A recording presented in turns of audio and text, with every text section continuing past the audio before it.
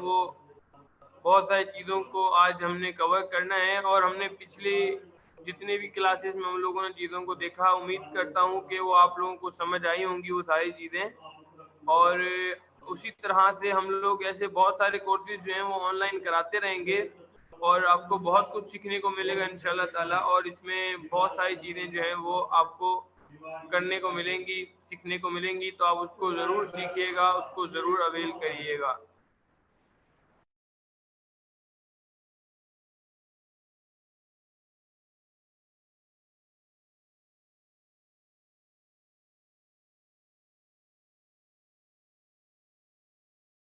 आप लोग हमारे फेसबुक पेज पर टच रहें, आपको वहाँ पर टोटली डिटेल मिल जाएगी। कोई भी अगर हमारा नया कोर्स आएगा, इंशाल्लाह बहुत जल्द मैं एक वेब का कोर्स लॉन्च करूँगा जिसके अंदर आपको रिलेटेड वेबसाइट्स के बारे में पता लगेगा कि वेबसाइट्स कैसे बनती हैं और वेबसाइट की डिज़ाइनिंग कैसे होती है। मतलब टोटली जो है वो आपको वेब से रिलेटेड बहुत सारी इन्फॉर्मेशन मिलेगी। तो इंशाल्लाह ताला आप लोग फेसबुक पेज पे टच रहें ताकि आपको जो है वो फर्दर कोर्सेज के बारे में पता लगता रहे।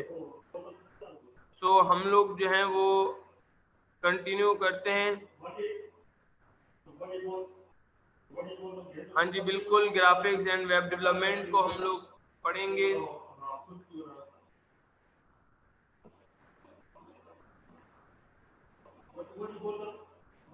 तो हम लोग सबसे पहले थोड़ा सा रिवीजन करते हैं। मैं आपसे पूछता हूँ कि जो हम लोगों ने लास्ट टाइम फार्मूलाज पढ़े थे वो आप लोगों को क्लियर है, उसके अंदर कोई प्रॉब्लम तो नहीं है, उसकी आपने प्रैक्टिस की थी?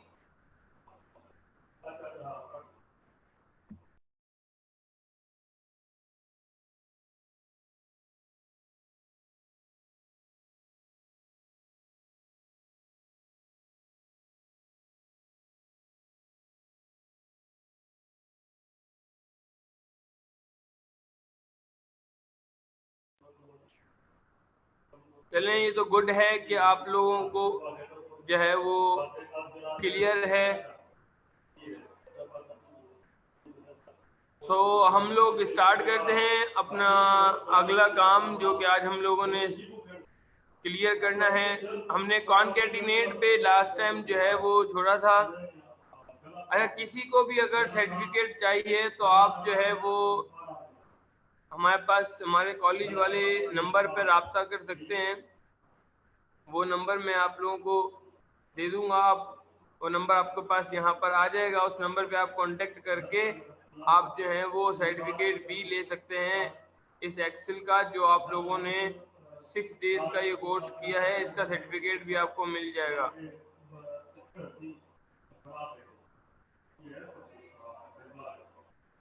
फीस में भी शायद इसकी फीस हो ज़्यादा नहीं होगी, थोड़ी सी ही होगी, लेकिन सर्टिफिकेट आपके लिए यूज़फुल होगा। तो आप लोग को कोशिश करना कि आप सर्टिफिकेट ले लेना, नहीं तो उसमें कोई बड़ा इशू नहीं है, क्योंकि हमारा मकसद जो है वो सिखाना है आप लोगों को प्रैक्टिकल चीज़ें जो कि डेली रूटीन में आप लोग इस्तेमाल करते हैं।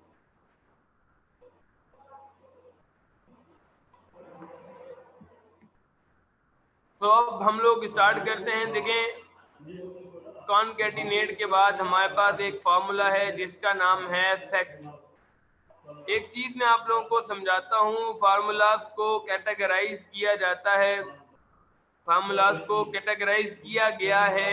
मैथमेटिक्स के लिए अलग फार्मूलाज हैं, टेक्स्ट के लिए अलग फार्मूलाज हैं और कंडीशन के लिए अलग फार्मूलाज हैं। तो आज जो है वो थोड़ा ध्यान से आप लोगों ने चीज़ों को देखना है, उसको समझना है, ताकि हम लोग सारे कामों को आसान तरीके से समझ सकें और कर सकें, आपको इसमें आसानी भी ना हो। आज हम लोग एक और यूज़फुल फार्मूला इस्तेमाल करेंगे जो कि आपको आगे समझ आ जाएगा। तो हमारे पास एक फार्मूला है जिसका नाम है फैक्ट, FACT, फैक्ट। फैक्ट ये बना है फैक्टोरियल नंबर। किसी भी नंबर का अगर आपको फैक्टोरियल नंबर फाइंड करना है तो आप फैक्ट के नंबर से जो है वो फैक्टोरियल नंबर फाइंड कर सकते हैं। लेकिन अब आपको ये भी पता होना चाहिए कि फैक्टोरियल नंबर होता क्या है, फैक्ट्स होते क्या हैं। फैक्टोरियल नंबर कहते किसे हैं और फैक्टोरियल्स को हम लोग यूज कैसे करते हैं। तो अब यहाँ पर हम लोग इसमें काम करते हैं। सबसे पहले तो मैं आपको बताता हूँ फैक्टोरियल नंबर क्या होता है।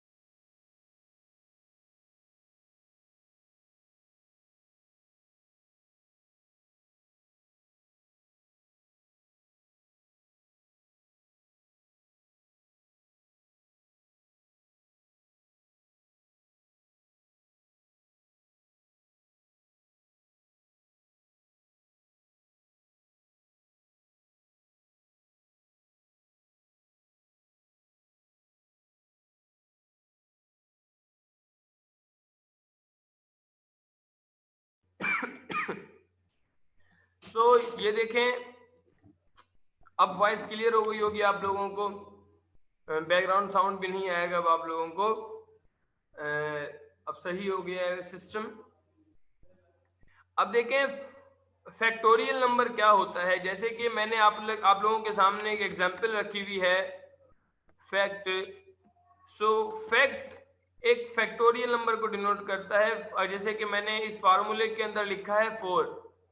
अगर आपको पता लगता है कि फैक्टोरियल नंबर क्या होता है, जैसे कि 4 का फैक्टोरियल नंबर हमारे पास आ रहा है 24। ये कि इस फार्मूले को करना मुश्किल नहीं है, सिंपल आपने फैक्ट लिखना है, फैक्ट के अंदर नंबर लिख के इंटर प्रेस करना है, तो आपके पास किसी भी नंबर का फैक्टोरियल नंबर फाइंड हो जाएगा। जिस तरह से मैंने यहाँ पर लिखा है 4, तो 4 का फैक्टोरियल नंबर हमें पता लगा है 24। अब ये कैसे आता है, फैक्टोरियल क्या होता है? फैक्टोरियल का मकसद ये होता है कि जो नंबर हम लोगों ने लिखा है उससे पिछले जितने भी नंबर हैं वो उससे मल्टीप्लाई होते हैं, फिर जो रिजल्ट बनता है उसको हम लोग उसका फैक्टोरियल नंबर कहते हैं। जैसे कि इसके अंदर हम लोगों ने 4 लिखा है, तो नीचे मैंने इसकी एग्जांपल दी है कि 4 अगर हम लोग मल्टीप्लाई करें 3 से, 12 and 12 2 the 24, 24 1 the 24। तो यहाँ पर हमारे पास फैक्ट में जो फैक्टोरियल नंबर 4 का जो हमें मिला है वो मिला है 24। तो याद रखिएगा फैक्टोरियल नंबर जो होता है वो उससे जितने पिछले नंबर होते हैं सबसे वो मल्टीप्लाई होता है, तब ही उसका फैक्टोरियल नंबर बनता है। तो ये बिल्कुल इजी फार्मूला है, इसके अंदर कोई मुश्किल नहीं है, इसके अंदर कोई ऐसी मुश्किल चीज नहीं है जो आपको समझ ना आए। ये मैथमेटिक्स का फार्मूला है, फैक्टोरियल नंबर कैसे फाइंड करते हैं ये आपके सामने है। उसके बाद इसी तरह से मैथमेटिक्स का एक और फार्मूला है जिसका नाम है पावर। आप सबको पता होगा कि पावर क्या होती है, जैसे कि 2 पावर 2, 2 पावर 3। 2 पावर 3 का क्या मतलब है? 2 to the 4, 4 to the 8, 2 to the 4, 4 to the 8। हमारे पास जो पावर का फॉर्मूला है वो भी इसी तरह से इस्तेमाल होता है, जैसे कि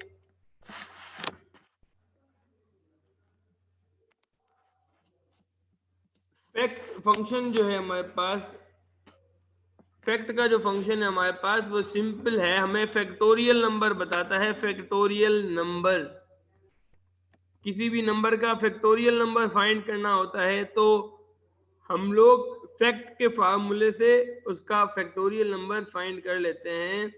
और फैक्टोरियल नंबर वो होता है जिस नंबर को हम लोग जिस नंबर का फैक्टोरियल नंबर फाइंड करते हैं वो नंबर उससे पिछले जितने भी नंबर होते हैं वो उससे मल्टीप्लाई होते हैं, देन हमें उसका फैक्टोरियल नंबर फाइंड होता है।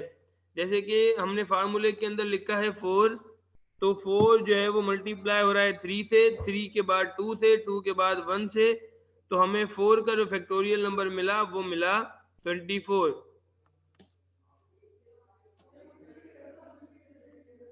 तो ये हमारे पास फैक्ट के बाद हमारे पास पावर है। पावर का जो फॉर्मूला है हमारे पास वो सिंपल है, आपको पता होगा कि पावर किस तरह से इस्तेमाल होती है, जैसे कि मैंने इसकी एग्जांपल दी है आप लोगों को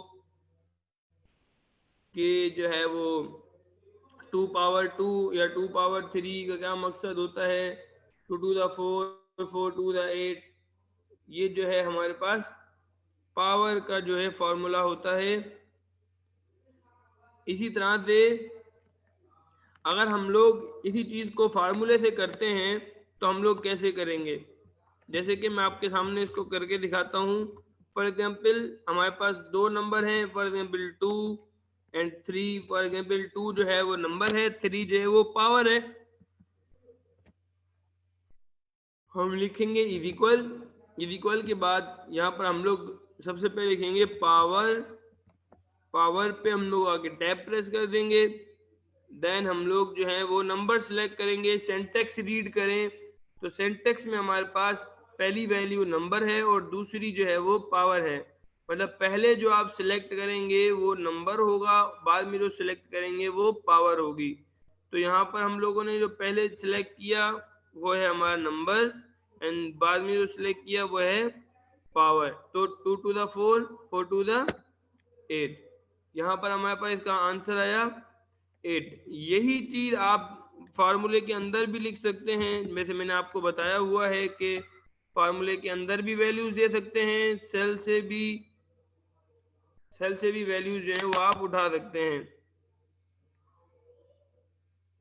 तो यहाँ पर हम लोग लिखते हैं पावर और इसके अंदर नंबर दिया हमने 2, 3, मतलब अंदर भी लिख सकते हैं, और जो मैंने ऊपर वाला तरीका बताया आप उस तरीके को भी इस्तेमाल कर सकते हैं।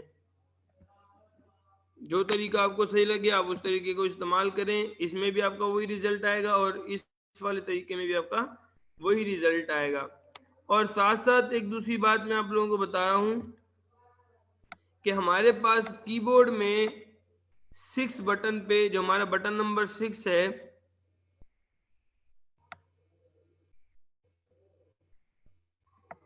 बटन नंबर जो 6 होता है हमारे पास कीबोर्ड में 1 2 3 4 5, उसके ऊपर एक साइन होती है ये वाली। ये देखो आपको 2 और 3 के दरमियान में आपको एक 2 एंड 3 के दरमियान में आपको एक यहाँ पर नजर आ रही होगी साइन। इसको हम लोग कहते हैं रेज साइन, रेज या तो कैरेट साइन कहते हैं। दो नाम होते हैं इसके, या तो कैरेट या तो रेज।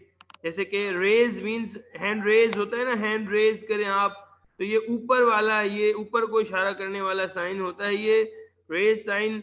ये कीबोर्ड में हम लोग पावर इस साइन से भी यूज करते हैं। जिस तरह से अगर मैं यहाँ पर लिखता हूँ इज इक्वल और मैंने लिखा 2 और ये मैंने पावर दी और मैंने लिखा 3, देन मैं इंटर प्रेस करूंगा, तो इसका मकसद भी यही है जो कि आप पावर के फार्मूले से अप्लाई कर रहे हैं। तो पावर का मकसद यहाँ पर हमारे पास ये भी होता है। तो पावर हम लोग या तो फार्मूले से भी कर सकते हैं या तो इस अपने साइन से भी हम लोग पावर को कर सकते हैं। तो ये है हमारे पास पावर का फार्मूला। आगे अगर हम लोग देखते हैं, अब बहुत इंटरेस्टेड और ज़बरदस्त किस्म के फार्मूला हमारे सामने आ गए हैं जिसका नाम है एंड और नॉट। अगर आप लोगों को याद हो तो मैंने आप लोगों को शुरू में एक बात बताई थी, एक चीज़ समझाई थी। मैंने आपको एक बात बोली थी कि हमारे पास कुछ ऑपरेटर्स होते हैं, ऑपरेटर्स जिसमें हमारे पास सबसे पहले अर्थमेटिक ऑपरेटर आते हैं, जिसको मैंने आपको बताया था कि अर्थमेटिक ऑपरेटर हमारे पास प्लस माइनस मल्टीप्लाई डिवाइड होते हैं। प्लस माइनस मल्टीप्लाई डिवाइड जो कि हमारे अर्थमेटिक ऑपरेटर होते हैं। उसके अलावा हमारे पास एक रिलेशनल ऑपरेटर होते हैं, रिलेशनल जो कि हमारे पास रिलेशनल ऑपरेटर जो कि हमारे रिलेशंस को चेक करते हैं, और उन्हीं को हम लोग लॉजिकल भी कह सकते हैं क्योंकि वो लॉजिकल फंक्शंस के अंदर इस्तेमाल होते हैं। मींस वो जो रिलेशनल होते हैं उनके डिफरेंट नाम है, उसको रिलेशनल भी कह सकते हैं, उसको हम लोग जो है वो कंपैरिजन भी कह सकते हैं, कंपैरिजन के लिए भी इस्तेमाल होता है वो, उसको हम लोग लॉजिकल भी कह सकते हैं। लेकिन मैं एक्सेल की बात कर रहा हूँ। अदर लैंग्वेज कंप्यूटर की जो अदर लैंग्वेजेस होती हैं उनके अंदर ये सारी चीज़ें अलग अलग शक्लों में होती हैं। लेकिन एक्सेल के अंदर यहाँ पर इसको हम लोग रिलेशनल ऑपरेटर भी कह सकते हैं, लॉजिकल ऑपरेटर भी कह सकते हैं, क्योंकि ये लॉजिकल थिंग्स के अंदर यूज होता है, लॉजिकल चीज़ों के अंदर, लॉजिकल फार्मूलाज के अंदर यूज होता है, तो इसको हम लोग जो है वो लॉजिकल ऑपरेटर भी कह सकते हैं। तो अब यहाँ पर हमारे पास हर जगह पर आपने सुना होगा लॉजिकल ऑपरेटर, लॉजिकल ऑपरेटर। यहाँ पर लॉजिकल ऑपरेटर नहीं है, एक्सेल में लॉजिकल फंक्शन होते हैं, और वो हमारे पास लॉजिकल फंक्शन उनको कहा जाता है जिसमें हमारे पास रिजल्ट ट्रू एंड फॉल्स में आता है। देखिए आज मैं आपको एक और ट्रिक देने लगा हूं। जिंदगी भर किसी भी जगह पर अगर आपको वर्ड सुनाई देता है लॉजिक, लॉजिक, तो याद रखिएगा उसका जो आंसर आएगा वो ट्रू एंड फॉल्स में आएगा, उसके अलावा उसका आंसर ट्रू एंड फॉल्स में नहीं आएगा। तो याद रखिएगा जहां पर लॉजिक वर्ड यूज होगा वहां पर हमारे पास जो है ट्रू एंड फॉल्स में आंसर आता है लाजमी।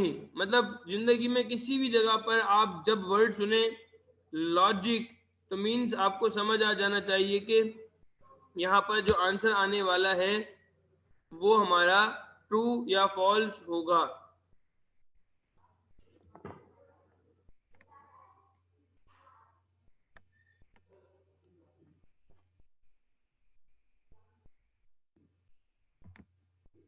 लॉजिकल फार्मूलाज के बारे में मैं बता रहा हूं कि लॉजिकल फार्मूलाज उन्हें कहते हैं जो जिनका आंसर ट्रू एंड फॉल्स में आता है। जैसे कि हम आपके पास अभी जिंदगी में कोई भी चीज आप लोग इस्तेमाल कर रहे हो और उसका नाम लॉजिक से स्टार्ट हो रहा है या लॉजिकल से स्टार्ट हो रहा है, लॉजिकल गेम्स ही क्यों ना हो, मीन्स किसी भी चीज के अंदर जब आपको नाम सुनाई देता है लॉजिक, तो याद रखिएगा लॉजिक के जो आंसर होते हैं वो ट्रू एंड फॉल्स में आते हैं। तो अब हमारे पास ये तीन फार्मूलाज हैं जो कि लॉजिकल फार्मूलाज हैं, जिसमें एंड और नॉट हैं।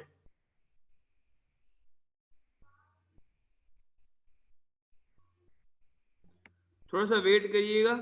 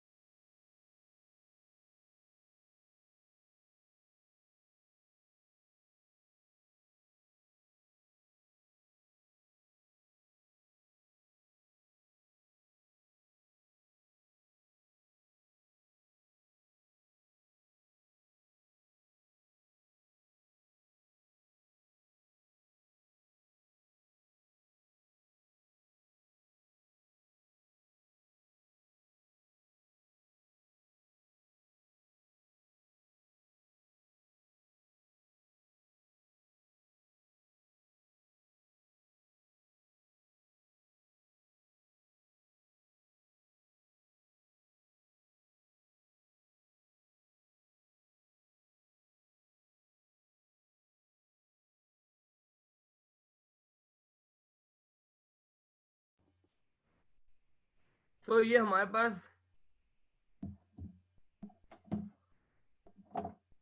कुछ फार्मूलाज हैं जिसका नाम है एंड और नॉट। इनको हम लोग कहते हैं लॉजिकल फार्मूलाज। लॉजिकल फार्मूलाज मैंने आपको बताया कि वो होते हैं जिनका आंसर हमें ट्रू एंड फॉल्स में मिलता है।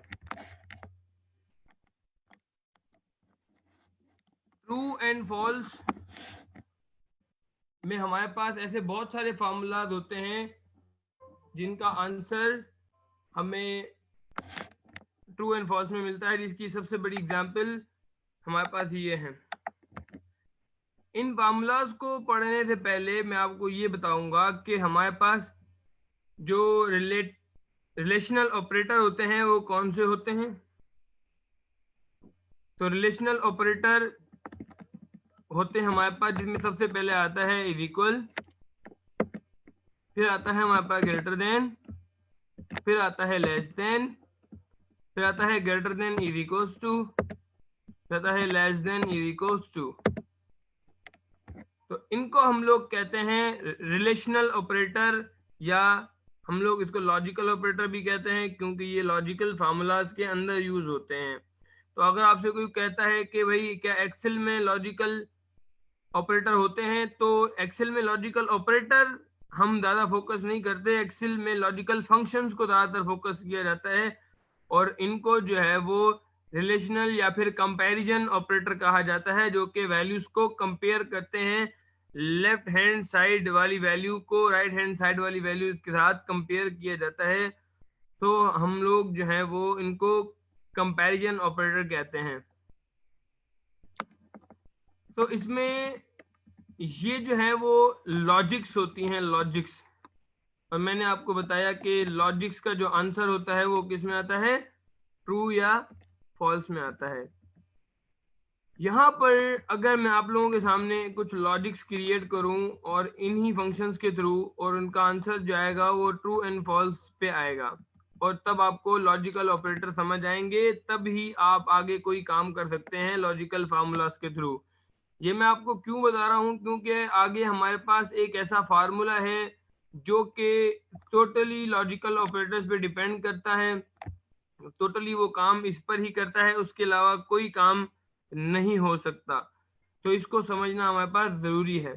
तो यहाँ पर मैं लिखता हूँ is equals to 10 is equals to 10। तो मैं पूछ रहा हूँ कि क्या 10 10 के बराबर है, तो ये एक लॉजिक है, तो इसका आंसर क्या आएगा हमारे पास, ट्रू। इसी तरह से हम यहाँ पर लिखते हैं is equals to 10 10 greater than 10, then मैं इसको ओके करता हूं, तो 10 ग्रेटर देन 10 नहीं है, तो इसका आंसर हमारे पास आया फॉल्स। तो आपको समझ आ जाना चाहिए कि ये हमारे पास लॉजिकल जो है वो ऑपरेटर के थ्रू काम हो रहा है, तो ये एक लॉजिक क्रिएट हो रही है, और मैंने आपको बताया है कि लॉजिक जो है उसका जो आंसर होता है या तो वो ट्रू में आता है या तो फॉल्स में आता है। इसके अलावा जो है हमारा जो आंसर होता है और किसी वैल्यू में नहीं आता। लॉजिक हमेशा ट्रू या फॉल्स ही रिटर्न करता है, उसके अलावा कोई भी जो है वो वैल्यू रिटर्न नहीं करता। अब उसके बाद इसी तरह से हम देखते हैं कि इक्वल टू हम लिखते हैं 10 लेस देन 10, तो इसका आंसर भी क्या आएगा हमारे पास, फॉल्स।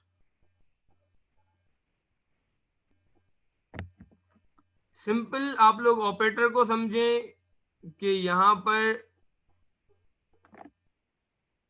हम लोग 10 को 10 के इक्वल कर रहे हैं, तो हमारे पास आंसर क्या आ रहा है, ट्रू या फॉल्स। जैसे कि मैं पूछ रहा हूं कि is equals to 10 greater than is equals to 10, क्या 10 10 से बड़ा है या 10 के बराबर है। तो 10 10 से बड़ा तो नहीं है, लेकिन 10 10 के बराबर है। तो आप क्या करेंगे, यहाँ पर इसको एंटर प्रेस करेंगे, तो वो बड़ा नहीं था लेकिन बराबर था, इसलिए उसने यहाँ पर उसको ट्रू कर दिया। उसके बाद हमारे पास 10 less than is equals to 10, तो इसका आंसर भी हमारे पास क्या आया, ट्रू। तो सिंपल इनका मकसद ये है कि ये आपको ट्रू या फॉल्स रिटर्न करते हैं, वैल्यू को चेक करके क्या कोई वैल्यू छोटी है या बड़ी है या बराबर है, ये चेक करते हैं और हमारे को बताते हैं कि वैल्यूज को कंपेयर करते हैं, दो वैल्यूज का रिलेशन चेक करते हैं कि क्या दो वैल्यूज आपस में सेम है कि नहीं है, फिर उसके बाद ही जो है वो हमें ट्रू या फॉल्स में आंसर मिलता है। अब यहाँ पर जो हमारे पास लॉजिकल फार्मूलाज हैं, जिसमें हमारे पास 3 फार्मूलाज हैं, हमारे पास एंड और नॉट। मैंने आपको बताया कि लॉजिक किसे कहते हैं। ये हमारे पास लॉजिक होती है जिसमें हमारे पास जिसके दरमियान में लॉजिकल ऑपरेटर होता है और उसे हम लोग लॉजिक कहते हैं। जैसे कि 10 इज इक्वल्स टू 10, ये एक पूरी लॉजिक है। अब यहाँ पर हम लोग लॉजिक को लॉजिकल ऑपरेटर के अंदर इस्तेमाल करते हैं। जैसे कि यहाँ पर जो है वो सिंगल ऑपरेटर जो है वो यहाँ पर इस्तेमाल हुए हैं। ये एट अ टाइम एक ही वैल्यू के बारे में हमें ट्रू या फॉल्स बता रहा है। मीन यहाँ पर आज आपको एक ऐसी सेंस मिलेगी जो कि आप डेली रूटीन में मोबाइल्स में फेसबुक वगैरह और लॉगिन सिस्टम आप इस्तेमाल करते हैं।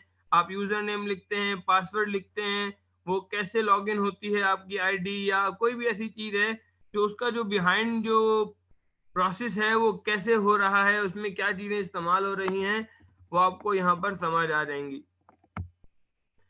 तो यहाँ पर अब मैं आपको बताता हूँ कि हम लोग जब मल्टीपल लॉजिक्स को चेक करवाते हैं, जैसे कि यहाँ पर मैंने एक ही वैल्यू को चेक करवाया कि 10 इज इक्वल टू 10 और उसका आंसर आया है ट्रू। लेकिन यहाँ पर मैं मल्टीपल अगर वैल्यूज को चेक करवाना चाहता हूँ तो मैं यहाँ पर लिखूंगा, सबसे पहले या तो मैं एंड को यूज कर सकता हूँ या तो और को यूज कर सकता हूँ। इन दोनों में से किसी एक को यूज कर सकता हूँ मैं, एंड को या और को। एंड और जो है वो मल्टीपल लॉजिक्स के लिए हम इस्तेमाल करते हैं। जब हमें मल्टीपल लॉजिक्स को चेक करवाना होता है उस सूरत में हम लोग या तो एंड फंक्शन को यूज करते हैं या तो और फंक्शन को यूज करते हैं। एंड फंक्शन का एक अपना मकसद है और फंक्शन का एक अपना मकसद है। सबसे पहले मैं आपको एंड फंक्शन के बारे में बताता हूं कि एंड फंक्शन जब तक ट्रू नहीं होता, जब तक उसके अंदर सारी वैल्यूज ट्रू नहीं होती। जैसे कि मैं इक्वल्स टू लिखता हूं एंड, और मैंने यहाँ पर इसमें इसका सेंटेक्स रीड करें, सेंटेक्स में क्या आ रहा है, लॉजिक 1 कॉमा लॉजिक 2, और इस तरह से जितनी मर्जी आप लॉजिक इसके अंदर ऐड करना चाहो उतनी लॉजिक्स जो है वो यहाँ पर ऐड हो जाएंगी।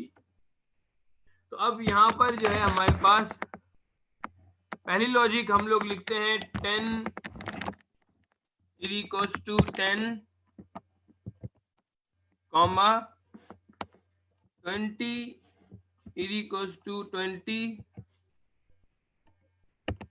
Comma 30 equals to 30। अब यहाँ पर मैंने आप लोगों के सामने 3 लॉजिक्स क्रिएट की एक ही जगह पर एंड के थ्रू। इसमें फर्स्ट जो है वो है 10 इक्वल्स टू 10, सेकंड जो है वो हमारे पास 20 इक्वल्स टू 20 एंड थर्ड जो है वो हमारे पास 30 इक्वल्स टू 30 है। अब जैसे ही मैं एंटर प्रेस करता हूं तो मुझे इसका आंसर क्या मिला, ट्रू, क्योंकि ये भी एक लॉजिकल फंक्शन है तो इसलिए इसने भी हमें रिटर्न क्या किया, ट्रू। उसके बाद अगर यहाँ पर देखा जाए कि अगर इन तीनों लॉजिक्स में से मैं एक लॉजिक को गलत कर देता हूं, जैसे कि 10 इक्वल्स टू 10 ये लॉजिक सही है, 20 इक्वल्स टू 20 ये लॉजिक भी ठीक है, बट तीसरा लॉजिक है 30 इक्वल्स टू 40, ये लॉजिक जो है वो गलत है। लेकिन हमारे पास 2 लॉजिक्स ठीक हैं और एक लॉजिक गलत है। तो आप लोग मुझे बताओ कि इसका आंसर क्या आएगा, ट्रू या फॉल्स।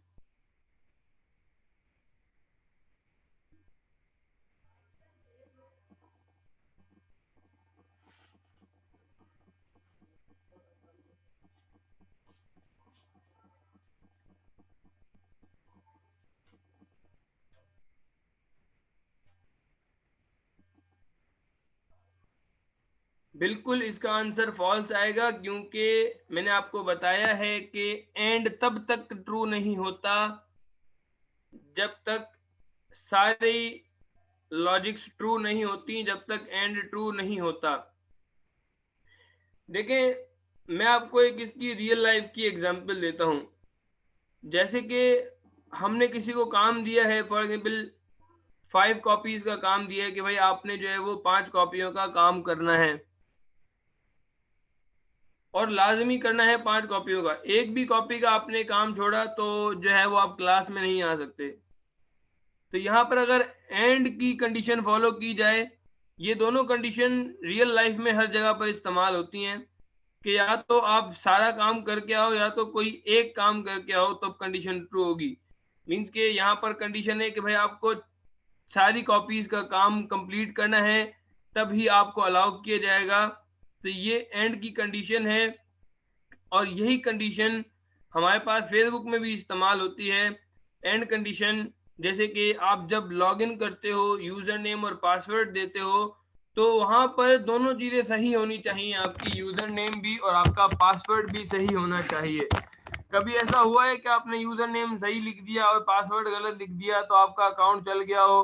और अगर ऐसा हो गया, पासवर्ड सही लिखा है और यूजर नेम सही नहीं लिखा, तब भी आपका अकाउंट चल गया हो? ऐसा कभी भी पॉसिबल नहीं है, क्योंकि वहां पर भी एंड ऑपरेटर ही यूज हुआ होता है, जो कि मल्टीपल मींस। समझने की बात यह है कि एंड की लिमिट सिर्फ एक्सेल नहीं है, एंड और नॉट कंप्यूटर की हर फील्ड के अंदर इस्तेमाल होते हैं, मकसद हर जगह पर यही होता है। तो यहाँ पर मैंने आपको इसका मकसद बताया कि अगर हमारे पास कोई ऐसी कंडीशंस होती हैं कि भाई हमारे पास वो हमें मल्टीपल वैल्यूज को चेक करवाना होता है कि भाई अगर नाम ये है और पासवर्ड ये है, तो उस सूरत में जो है वो वेलकम करे या फिर वो फेसबुक को ओपन करे।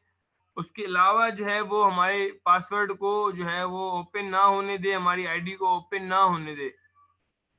तो ये हमारे पास एंड की कंडीशन है। उसके अलावा हमारे पास और की कंडीशन होती है, और जो है वो क्या करती है कि उसको कोई भी एक ट्रू मिलना चाहिए तो सारे ट्रू हो जाएंगे।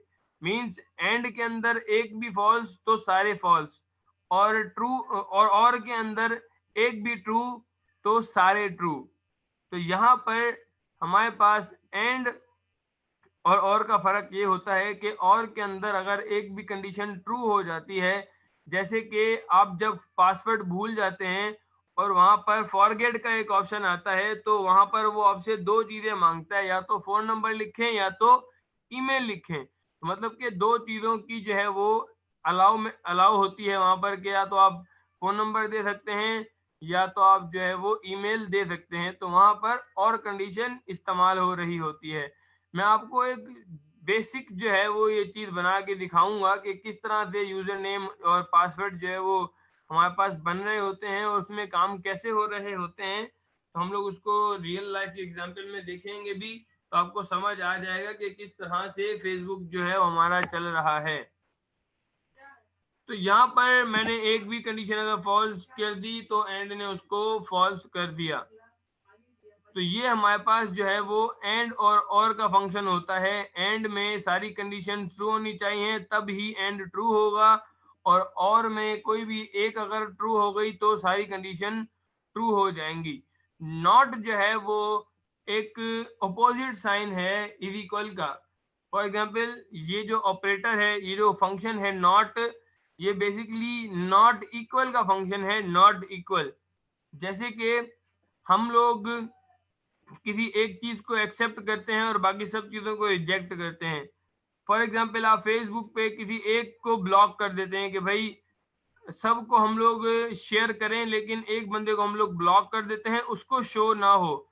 जैसे कि मैं इसकी एक और एग्जांपल देता हूं आपको। फॉर एग्जांपल आपके दरवाजे के बाहर बहुत सारे लोग खड़े हैं, उसमें से आप एक बंदे को इंस्ट्रक्शन दे रहे हैं कि अगर बाहर अली के नाम का कोई बंदा है तो आप उसको भगा दो, उसके अलावा कोई बंदा है तो बाकी जितने भी हैं आप उसको एक्सेप्ट कर लो। मींस वहां पर आपने क्या किया, नॉट के थ्रू जो है वो आपने अली को रिजेक्ट कर दिया, बाकी जितने भी लोग थे उनको एक्सेप्ट कर लिया आपने।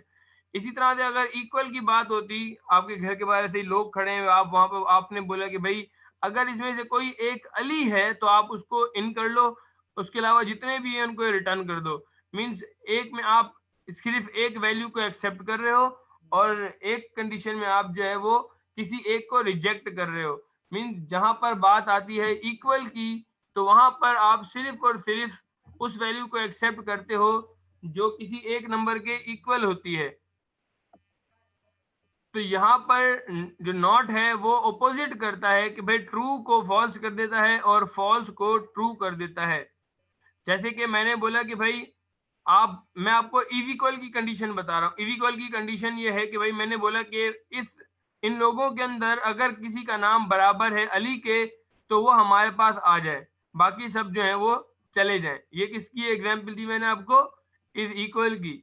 और अगर नॉट की एग्जाम्पल देता हूं तो मैंने बोला कि इनके अंदर, इन सब स्टूडेंट्स के अंदर अगर कोई एक अली है तो वो चला जाए, बाकी सब हमारे पास आ जाए। मींस नॉट इक्वल में किसी एक वैल्यू को रिजेक्ट किया जाता है, बाकी सबको एक्सेप्ट किया जाता है, और इक्वल के अंदर किसी एक को एक्सेप्ट किया जाता है और बाकी सबको रिजेक्ट किया जाता है। तो ये हमारे पास नॉट इक्वल की एक हमारे पास काम होता है, और इसका जो काम होता है वो ट्रू को फॉल्स करना और फॉल्स को ट्रू करना होता है। जैसे कि अगर मैं लिखता हूँ इज इक्वल्स टू नॉट, और यहाँ पर मैंने लिख दिया 10 इज इक्वल्स टू 10, तो इसका आंसर हमें मिलेगा फॉल्स।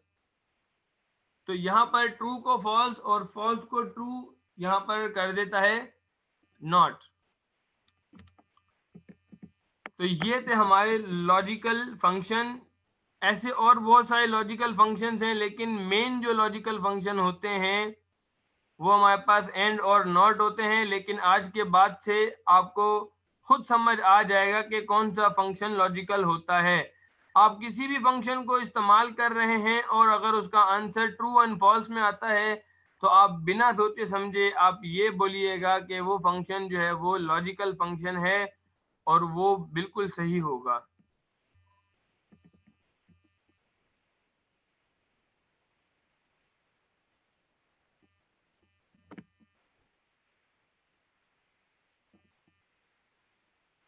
हम लोग जरूर इसको इस्तेमाल करेंगे। अभी जो है नेक्स्ट फार्मूला जो है वो इसी के ऊपर है कि आपको किस तरह से जो है वो इसको इस्तेमाल करना है और इसको आपने कैसे जो है वो यूज करना है।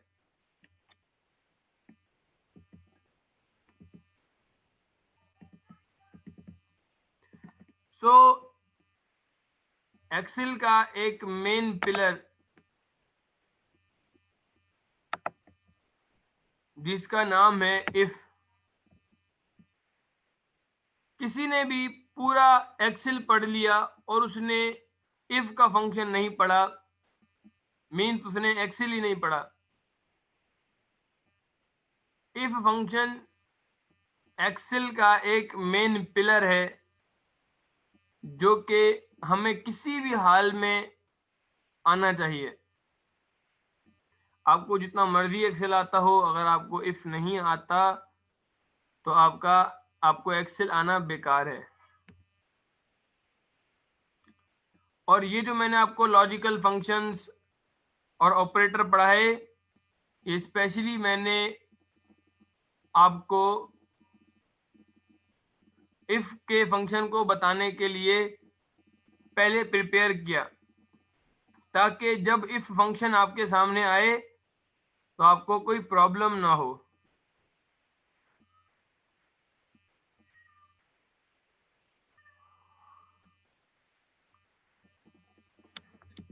तो कोई जानता है कि इफ फंक्शन क्या है और किस लिए इस्तेमाल होता है?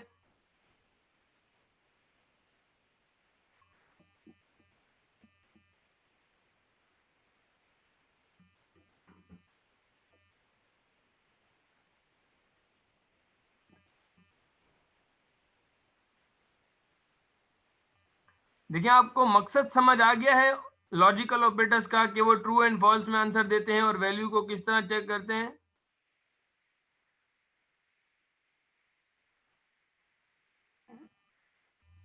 क्योंकि अगर आपको मकसद समझ आ गया है तभी आप इफ को कर सकेंगे।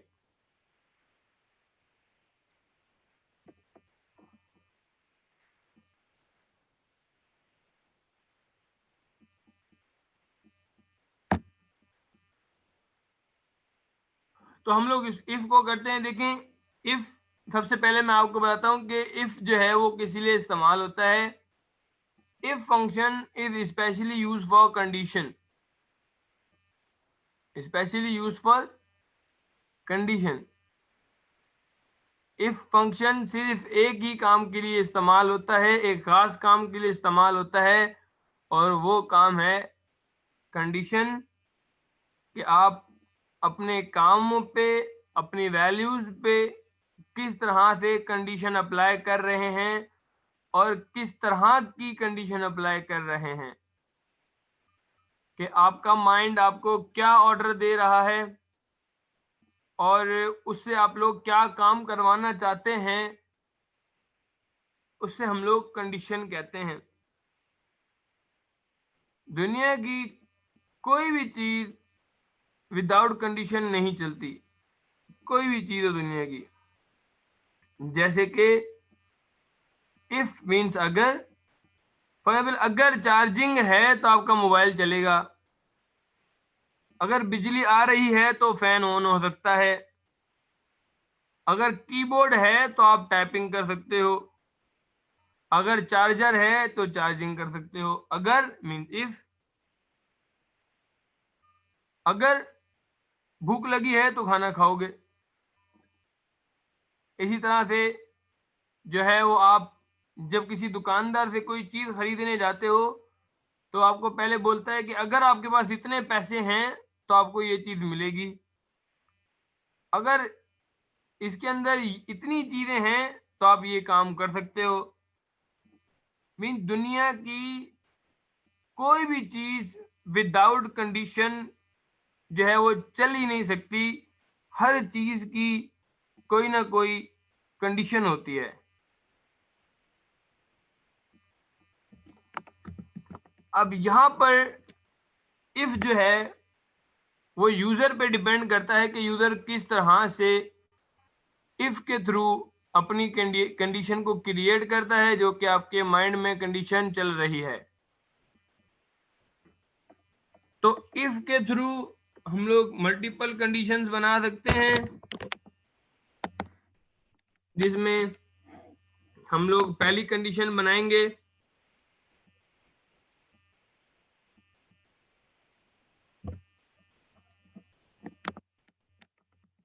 अब यहां पर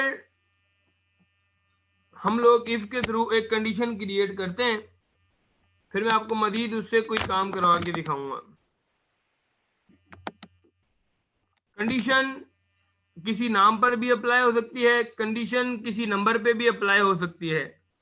मीन ऐसा नहीं है कि आप कंडीशन सिर्फ नंबर्स पे अप्लाई कर सकते हैं, कंडीशन किसी कैरेक्टर पे, किसी वर्ड पे भी अप्लाई हो सकती है।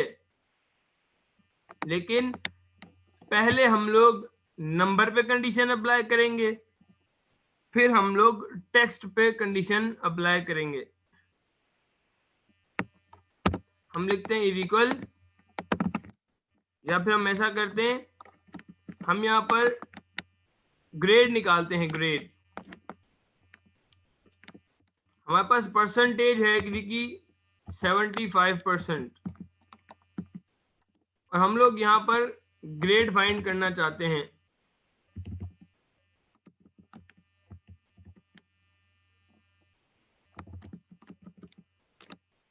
मैं लिखता हूं इज इक्वल, मैं लिखता हूं if bracket open, read the syntax of if.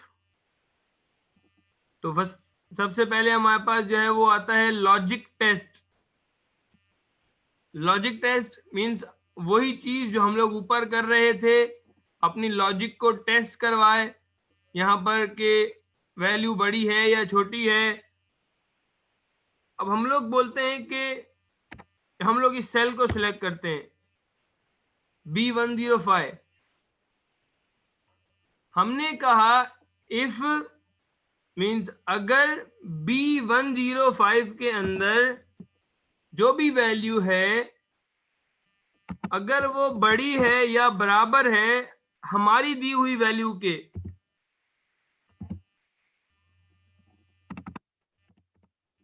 अगर वो बड़ी है या बराबर है हमारी दी हुई वैल्यू के, फॉर एग्जाम्पल मैंने यहां पर 70 दे दिया, तो मैं कहता हूं कि भाई कि if B105 greater than equal to 70, अब आपके सामने B105 के अंदर क्या है 75, तो वो चेक करेगा B105 greater than is equal to 70।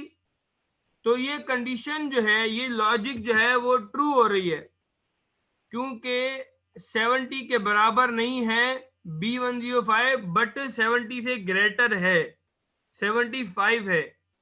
B105 की वैल्यू है 75। तो मैंने यहाँ पर सबसे पहले वैल्यू को कंपेयर करवाया, लॉजिक एक यहाँ पर टेस्ट करवाई कि भाई क्या 75 बड़ा है 70 से या बराबर है। तो यहाँ पर हम लोगों ने सेल के थ्रू वही काम किया, हमने बोला B105 greater than equal to 70। B105 का मतलब क्या है 75। तो लॉजिक टेस्ट हो गई, मैंने कॉमा दे दिया।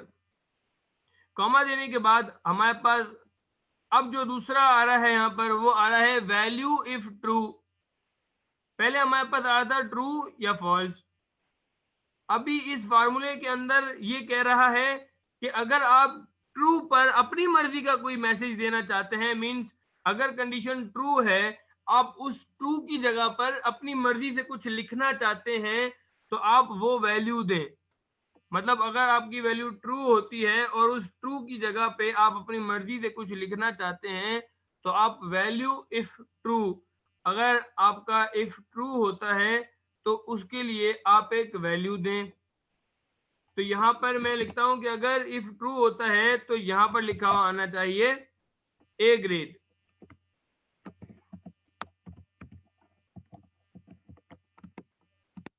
फॉर एग्जाम्पल सिंपल ग्रेड की हेडिंग दे देंगे, मैं यहां पर ए लिख देता हूं, फिर कॉमा देता हूं। फिर तीसरी चीज है value if false. Value if false के मतलब या तो वैल्यू 70 से छोटी हो और बड़ी भी ना हो, मींस दोनों कंडीशन अगर फॉल्स हो जाती हैं तो वैल्यू इफ फॉल्स। अगर इफ फॉल्स होता है तो मैं कहता हूं यहां पर आना चाहिए बी ग्रेड। और मैंने आपको एक बात जो है वो पहले भी समझाई थी, आज फिर से बता रहा हूं कि हम फार्मूलाज के अंदर कभी भी जब टेक्स्ट इस्तेमाल करते हैं, जब कैरेक्टर इस्तेमाल करते हैं, तो वो किस में आते हैं डबल कोटेशंस के अंदर। तो मैंने ए और बी जो लिखा है वो डबल कोटेशन के अंदर लिखा है, क्योंकि टेक्स्ट जो है वो हमेशा हमेशा डबल कोटेशंस के अंदर आता है। तो मैंने कहा कि कंडीशन अगर मेरी ट्रू होती है, मींस 57 अगर बड़ा है 70 से या 70 के बराबर है, तो इस सूरत में ये आंसर आएगा। और अगर ये कंडीशन ट्रू नहीं होती तो उस सूरत में ये आंसर आएगा। मींस हम लोग इफ ट्रू की जगह पर भी अपनी मर्जी की कोई वैल्यू दे सकते हैं और फॉल्स की जगह पर भी अपनी मर्जी की कोई वैल्यू हम लोग दे सकते हैं। तो यहाँ पर हमारा इफ फंक्शन जो है वो कंप्लीट होता है, यहाँ पर ब्रैकेट क्लोज करते हैं, देन इसको इंटर करते हैं। तो ये जो कंडीशन है ये हमारी ट्रू है, और अगर मैं इसके यहाँ से ड्रैग करता हूँ ये इफ सब पे अप्लाई हो जाएगा। नीचे वाली जो कंडीशंस हैं वो जो है वो मैच नहीं कर रही, वो फॉल्स हो रही हैं, जिसकी वजह से बाकी सब में बी आ रहा है। तो क्या ये आपको इफ का पहला स्टेप समझ आया कि इफ में फर्स्ट ट्रू के लिए वैल्यू दी जाती है, दूसरी फॉल्स के लिए वैल्यू दी जाती है।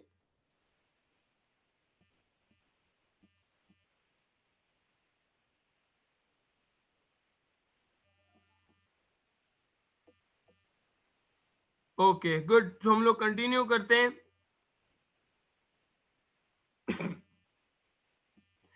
अब आप देखें यहां पर हमारे पास जो है मल्टीपल ग्रेड्स होते हैं। मींस ग्रेड जो है हमारे पास वो A B C D तक होते हैं।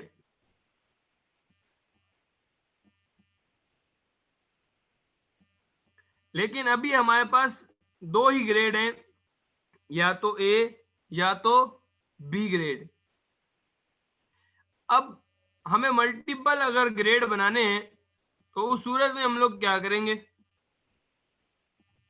ये तो हमारे पास दो ही ग्रेड आ रहे हैं, या तो ए आ रहा है या तो बी आ रहा है, लेकिन ग्रेड तो हमारे पास जो है वो बहुत ज्यादा होते हैं। ए होता है, बी होता है, A1 ग्रेड होता है, फिर उसका A B C D, और फेल भी होता है एंड में। ये मल्टीपल ग्रेड होते हैं हमारे पास। अब जो चीज मैं आपको करवाने लगा हूं उसको आप लोग जो है वो अपने पास लिख लीजिएगा, अपने पास नोट कर लीजिएगा, क्योंकि अब मैं इफ को इंक्रीज करने लगा हूं, और इफ यहाँ पर ही कंफ्यूजन क्रिएट करता है कि जब वो फार्मूला बहुत लेंदी हो जाता है और आपको समझ नहीं आता कि मुझे कौन सा कॉमा कौन सा ब्रैकेट कहाँ देना है, तो इसलिए आप लोग इस चीज को नोट कर लेना। लेकिन जिसको इसका मकसद समझ आ गया उसको नोट करने की जरूरत नहीं पड़ेगी इंशाल्लाह ताला। बाकी जो है मैं इसको भी करने लगा हूं, तो आप लोग देखना कि अगर हमें मल्टीपल ग्रेड्स बनाने हैं तो हम लोग क्या करेंगे। हमने दिया इक्वल, हमने लिखा इफ ब्रैकेट ओपन, हमने सिलेक्ट किया B105, हमने बोला इफ अगर B105 बड़ा है या बराबर है, ये साइन भी आप लोगों को ख्याल से देनी है। पहले आपको ग्रेटर देन की साइन देनी है, जिस तरह से मैं इसका नाम ले रहा हूं, greater than is equals to, greater than is equals to. आपने पहले इज इक्वल नहीं देना, आपका फार्मूला खराब हो जाएगा, काम नहीं करेगा।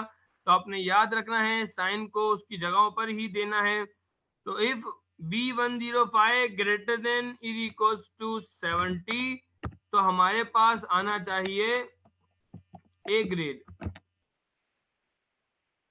अब मैं यहां पर क्या करूंगा, अब ये जो मैंने आप लोगों के सामने is equal if bracket open B105 ए तक जो मैंने लिखा है ना, अब आप अगर ध्यान दें तो ये ही चीज फिर से रिपीट होगी पूरी की पूरी। ये जो मैंने सेलेक्ट किया है आप लोगों को नजर आ रहा होगा, मीन्स अगर आपको समझ आए तो यही चीज मुझे बार बार लिखनी पड़ेगी। यहाँ पर मैं फिर से कॉमा देता हूं और दूसरी कंडीशन क्रिएट करता हूं। मैं यहाँ पर कॉमा दूंगा और फिर से इफ लिखूंगा, तो मैंने फिर से इफ लिखा एंड फिर ब्रैकेट ओपन किया, और वही चीज मैं फिर से सिलेक्ट करूंगा, B105 को अगेन सिलेक्ट करूंगा, फिर लिखूंगा greater than is equals to. अब मेरे को कंडीशन बनानी है कि 60 अगर 70 हो तो जो है वो हमारे पास ए ग्रेड आए, और अगर 60 हो तो हमारे पास बी ग्रेड आए। फिर कॉमा दिया हम लोगों ने, और फिर वही चीज हम लोग कंटिन्यू करेंगे, फिर लिखेंगे इफ, फिर ब्रैकेट ओपन करेंगे एंड अगेन B105 को सिलेक्ट करेंगे, greater than is equals to, और अब ये वैल्यू अगर बड़ी है या बराबर है 50 के, तो इस सूरत में हमारे सामने जो आना चाहिए वो आना चाहिए सी ग्रेड। इसी तरह से हम फिर कॉमा देंगे और फिर इफ लिखेंगे, फिर ब्रैकेट ओपन करेंगे, फिर हम लोग जो है वो B105 को सिलेक्ट करेंगे, तो जो है वो हमारे पास, हम इसको कंटिन्यू करेंगे। अब greater than is equals to, अगर हमारे पास यहाँ पर मैं 40 देता हूँ, ग्रेटर देन इक्वल्स टू 40, या फिर सिंपल हम लोग ऐसा करते हैं कि लेस देन की साइन देते हैं, लेस देन 50, लेस देन 50। मैं बोल रहा हूँ कि अगर 50 से छोटा होता है तो ये इसको फेल बताए, फेल। एक मर्तबा इसको ध्यान से देखें कि मैंने इसको कैसे लिखा है। मैंने सिंपल इस चीज को रिपीट किया है, इज इक्वल सिर्फ स्टार्टिंग में आएगा, बार बार आपने इज इक्वल की साइन नहीं देनी। इज इक्वल आपको सिर्फ फर्स्ट टाइम देनी है, आपको बार बार इज इक्वल की साइन नहीं देनी। तो अब यहाँ पर मैंने सिर्फ इस हिस्से को रिपीट किया है, चेंज किया है, तो क्या, वैल्यू और ग्रेड। मैंने बोला 70 हो तो ए ग्रेड आ जाए, मैंने बोला 60 हो तो बी ग्रेड आ जाए, इसके अंदर 50 हो तो सी ग्रेड आ जाए, और इसके अंदर 50 से छोटी वैल्यू आती है तो फेल आ जाए। ध्यान से देखें, रिपीट मैंने इस पार्ट को किया है, यहाँ से यहाँ, फिर इफ लगाया, और फिर मैंने एक इफ को क्लोज करे बिना उसके अंदर दूसरा इफ मैंने ओपन कर लिया, और एक इफ को क्लोज करे बिना जब हम लोग दूसरा इफ ओपन करते हैं तो इसे हम लोग कहते हैं नेस्टेड इफ। Nested if. तो नेस्टेड इफ कहते हैं इफ विद इन इफ। जब इफ के अंदर बहुत सारे इफ आते हैं उसको नेस्टेड इफ कहा जाता है। लास्ट वाले इफ में मैंने 50 में 50 में इज इक्वल नहीं दिया, क्योंकि अगर मैं 50 लगाता तो मेरी कंडीशन चेंज हो जाती। मैंने इस कंडीशन में ये दिया है कि वैल्यू या तो 50 हो या 50 से बड़ी हो, मींस 50 हो या 51, 52, 53 हो, मैं 50 पे भी वो सी ग्रेड देगा और 50 से बड़े पर भी सी ग्रेड देगा। लेकिन अगर मैं यहाँ पर 50 इक्वल दे देता तो ये दोनों कंडीशन सेम हो जाती, तो वो इक्वल पे सी भी देता और इक्वल पे फेल भी देता। तो ऐसा मुझे नहीं करना था, तो इसलिए मैंने क्या किया, तो मैंने बोला कि अगर बड़ा है या बराबर है तो उन दोनों सूरतों में मींस 50 तक सी आए, और अगर 50 से छोटा होता है तो फेल हो जाए। अब मैंने एक इफ के अंदर कितने सारे इफ ओपन किए हैं, ये मेरा फर्स्ट इफ है, इसके अंदर दूसरा इफ है और इसके अंदर तीसरा इफ है, फिर चौथा इफ है। अब एंड में मुझे इन सब इफ को क्लोज करना पड़ेगा, उनके ब्रैकेट्स को क्लोज करना पड़ेगा। तो यहाँ पर मैं पहला इफ क्लोज करता हूँ, दूसरा, फिर तीसरा, फिर चौथा। सारे इफ मेरे क्लोज हो गए, देन मैं इसको इंटर प्रेस करूंगा और जो है वो मेरा फार्मूला अप्लाई हो जाएगा। और जैसे मैं इस पे क्लिक करूंगा और उसको मैं ड्रैग करूंगा तो जो कंडीशन के हिसाब से जिसको हमने जो ग्रेड दिया था वो ऑटोमेटिकली उसका ग्रेड आपके सामने आ गया। तो उम्मीद करता हूं कि आपको ये इफ का फंक्शन समझ आया होगा और ये बहुत यूजफुल है। मैं आपको बार बार बता रहा हूँ, ये आज के टाइम में सबसे ज्यादा इस्तेमाल होने वाला फंक्शन है और मैंने फुल कोशिश की कि आप लोग इस चीज को अच्छे से अच्छा समझा सकूं, अच्छे से अच्छा बता सकूं, ताकि जो है वो आप लोग इसको अच्छा सीख सको, अच्छा कर सको। लेकिन ये आपकी प्रैक्टिस पे डिपेंड करता है कि आप इसकी जितनी प्रैक्टिस करेंगे उतना ही जो है वो आप इसको सीख सकेंगे। कोशिश करें जितना आप इसकी जो है वो प्रैक्टिस करेंगे उतना आप इसको अच्छा सीखेंगे।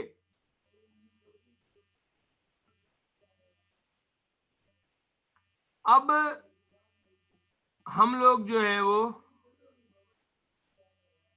देखें, ये हार्ड नहीं है, आप सिंपल अगर इसको समझते हैं, हार्ड अगर समझेंगे तो ये आपके लिए सबसे हार्ड है।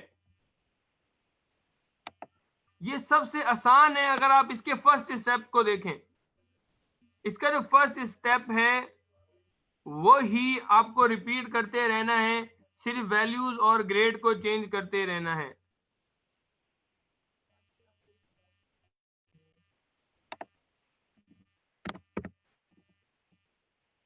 तो आगे चले हम लोग।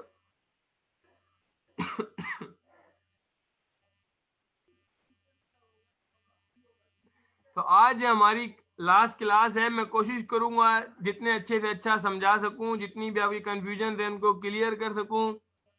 और इंशाल्लाह ताला मैं उम्मीद करूंगा कि आप लोग इसी तरह से मेरे नेक्स्ट लेक्चर्स के अंदर जो है वो आप लोग हिस्सा लेंगे, अच्छी से अच्छा समझेंगे और मैं पूरी कोशिश करूंगा कि आपको हर चीज़ सिखा सकूं और अच्छा से अच्छा मैं आप लोगों को बता सकूं।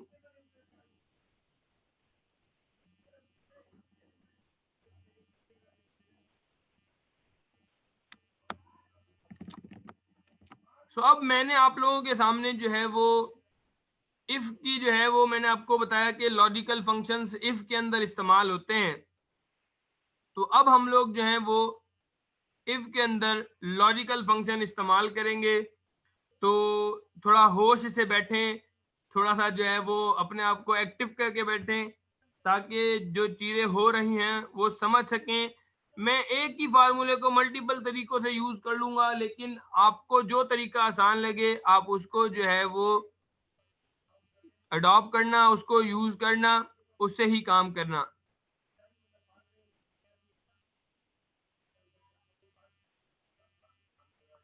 देखें आजकल सीवीज वगैरह बनाने के लिए, रिज्यूम्स वगैरह बनाने के लिए आपको कोई बड़ी ज़्यादा मेहनत नहीं करनी पड़ती।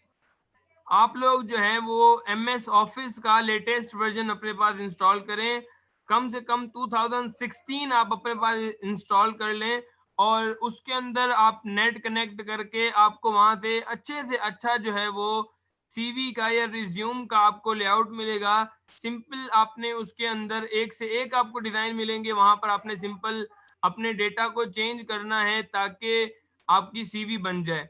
आप सिंपल डेटा को चेंज करेंगे और आपकी अच्छी से अच्छी CV डिजाइन हो जाएगी। आजकल किसी के पास इतना टाइम नहीं होता कि वो बैठ के अपनी CV को एक एक पॉइंट को खुद डिजाइन करे। प्री डिफाइंड CVs बहुत ज्यादा हमारे पास आ चुकी हैं। आप MS वर्ड के जो है वो लेटेस्ट सॉफ्टवेयर को इंस्टॉल करें और उसके अंदर आपको बहुत सारे डिजाइन मिलेंगे। आपको जो डिजाइन अच्छा लगता है आप उसको डाउनलोड करके अपना डेटा पुट करें और आपकी CV तैयार हो जाएगी।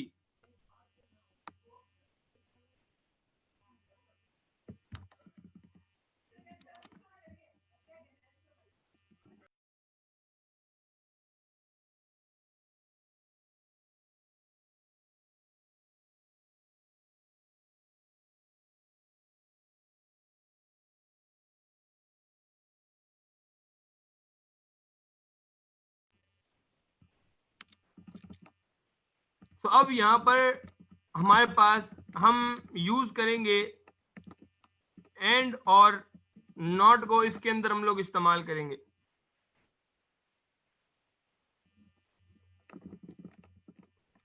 एंड और नॉट को हम सिंपल फिलहाल एंड और को इस्तेमाल करेंगे कि किस तरह से हम लोग इसको इस्तेमाल करेंगे और अपना काम करेंगे।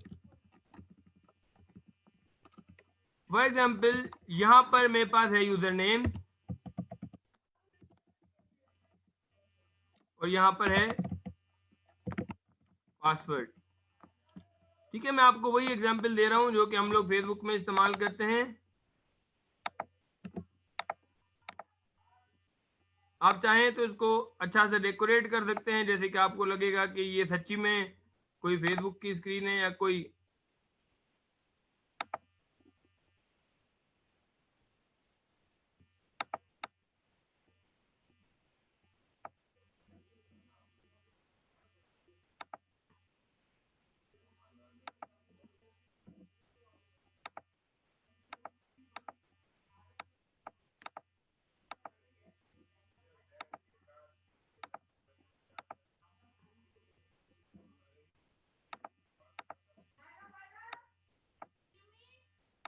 तो ये यहाँ पर हमारे पास एक छोटा सा सेटअप है, मैंने इसको डिजाइन दे दिया है ताकि जो है वो यहाँ पर आपको लगे कि ये एक लॉगिन सिस्टम हो रहा है काम। यहाँ पर मैं लिख देता हूँ लॉगिन।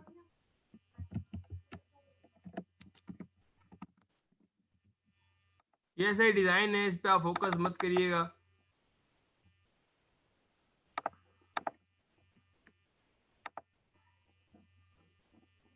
तो ये वहां पर एक सेल है जिसका नाम है C113 और इसका नाम है C114।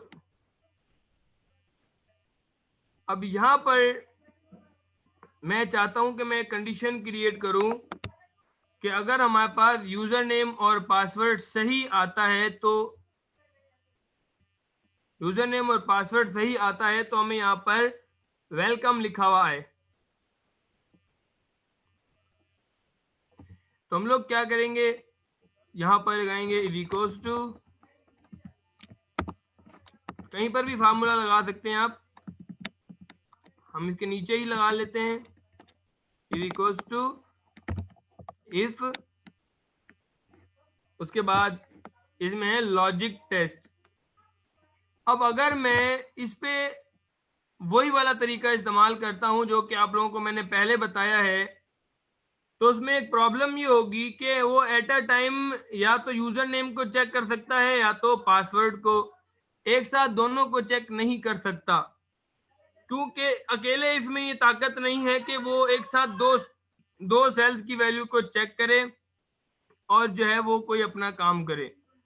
तो यहाँ पर हम लोग इफ लिखेंगे, इफ लिखने के बाद हमें जब मल्टीपल सेल्स को चेक करना होता है तो हम लोग यहाँ पर लिखते हैं एंड मीन्स एक फार्मूले के अंदर हम लोग दूसरा फार्मूला भी इस्तेमाल कर सकते हैं, जिस तरह मैंने इफ के अंदर इफ इस्तेमाल किया था उसी तरह से। यहाँ पर मैंने लिखा इफ के अंदर एंड, और एंड में मैंने सिलेक्ट किया यूजर नेम वाले सेल को। मैं लिखा if user name is equals to, अब नेम जो होता है ना तो वो ग्रेटर देन हो सकता है ना तो वो लेस देन हो सकता है, क्योंकि नेम जो है वो कोई नंबर नहीं होता। तो इसलिए यहाँ पर मैं ना तो ग्रेटर देन को इस्तेमाल करूंगा ना तो लेस देन को इस्तेमाल करूंगा। मैंने यहाँ पर सिंपल इस्तेमाल किया इज इक्वल, क्योंकि वो वैल्यू टेक्स्ट तो हो सकता है, ए के बराबर हो सकता है, बी के बराबर हो सकता है। तो मैंने लिखा C113 इज इक्वल्स टू, मतलब जो भी इसके अंदर लिखा हुआ होगा, और यहाँ पर मैं टेक्स्ट दूंगा तो टेक्स्ट आता है किसमें, डबल कोटेशन में। तो मैंने लिखा कि C113 अगर बराबर है अली के, तो हमारे पास क्या आए। उसके बाद यहाँ पर आ गया एंड, और एंड में देता हूँ कॉमा, कॉमा के बाद मैं सिलेक्ट करता हूँ पासवर्ड, तो मैं लिखता हूँ पासवर्ड इज इक्वल्स टू 1 2 3।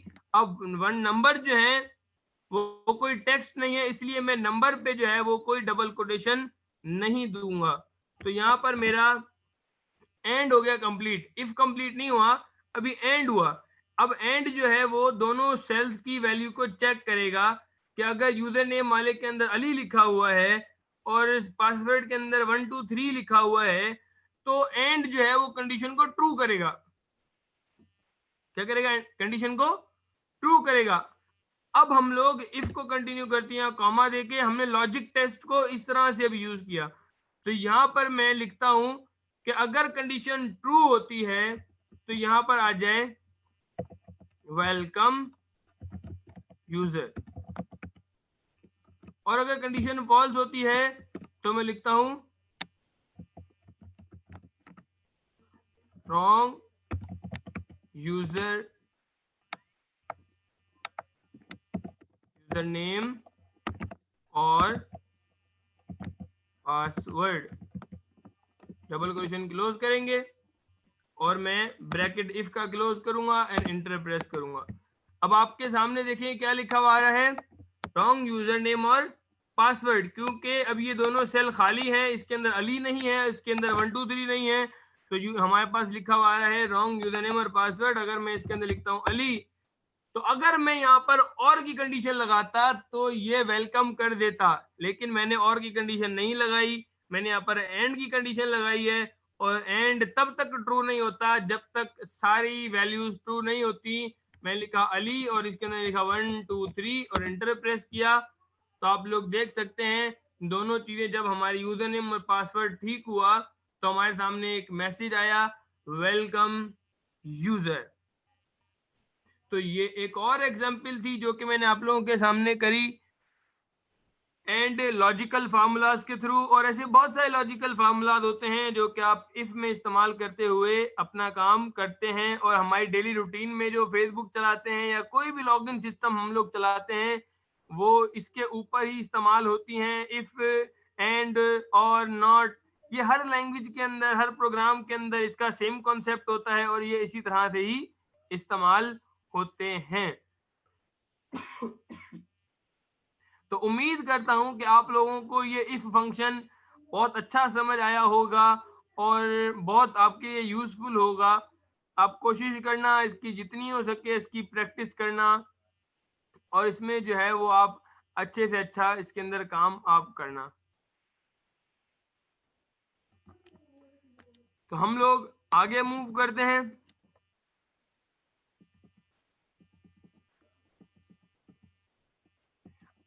अब है हमारे पास अगला फार्मूला जिसका नाम है मोड।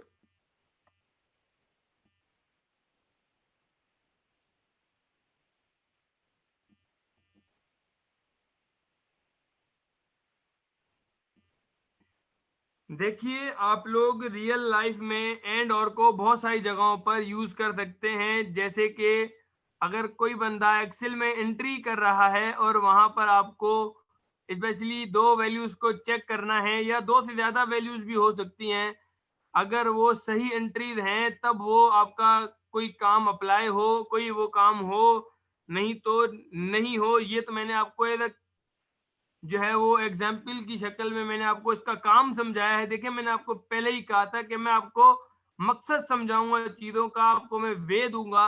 अब करना, आपका माइंड आपको कैसे ऑर्डर देता है यहाँ पे डिपेंड करता है आपकी प्रैक्टिस पे, आपकी डेली रूटीन पर, आपकी लॉजिक्स पे कि भाई ये चीज मैं कहाँ कहाँ अप्लाई कर सकता हूँ। तो अगर ये आपके दिमाग में आ रहा है तो आप उसको अप्लाई करके देखें, फिर उससे आपको न्यू लॉजिक समझ आएंगी कि मैं इसको कहाँ कहाँ अप्लाई कर सकता हूँ।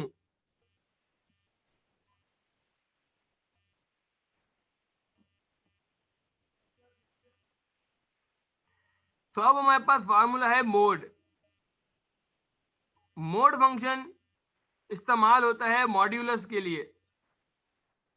क्या कोई मुझे बता सकता है कि व्हाट इज मॉड्यूलस?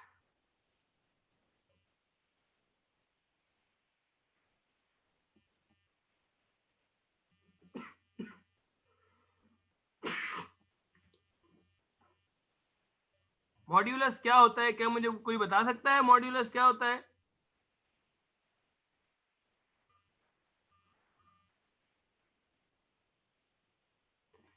देखें हम लोग, कुछ ऐसी चीजें होती हैं जिसको हम लोग जिंदगी भर पढ़ते हैं लेकिन उसका नाम कुछ और होता है, जिसकी वजह से हमने जो है वो उसको दिमाग से निकाल दिया होता है।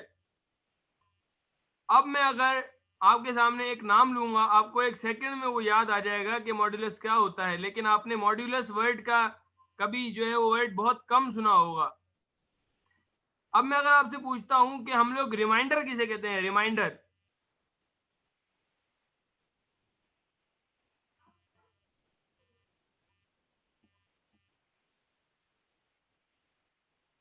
रिमाइंडर वैल्यू, रिमाइंडर,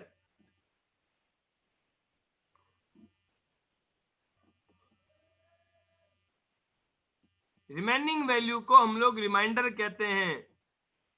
अलार्म वाला रिमाइंडर नहीं है। Remainder means remaining value. Remaining value जब हम लोग डिवाइड के सवाल करते हैं तो उस डिवाइड के सवाल के अंदर हमारे पास नीचे एक वैल्यू बचती है जिसको हम लोग रिमाइंडर वैल्यू कहते हैं। रिमाइंडर वैल्यू, रिमाइंडर का ही दूसरा नाम है मॉड्यूलस। रिमाइंडर का दूसरा नाम है मॉड्यूलस। और आप ये अपने माइंड में बिठा लें, कभी जिंदगी में आपको ये वर्ड सुनने को मिलता है मॉड्यूलस, मॉड्यूलस, तो आप याद रखना वहां पर रिमाइंडर वैल्यू की बात हो रही है। Modulus means remainder value. और रिमाइंडर वैल्यू हमारी रियल लाइफ में बहुत सारी जगहों पर यूजफुल होती है। फॉर एग्जाम्पल, हमारे पास बैंक में जो है वो 10,000 रुपये पड़े हैं, 5,000 रुपये निकलवा लिए तो रिमाइंडर कितने? 5,000 रुपये। तो हम जो है वो यहाँ पर इसको इस्तेमाल करते हैं कि रिमाइंडर वैल्यू हमारे पास क्या होती है। तो रिमाइंडर वैल्यू के बारे में हमें पता होना चाहिए।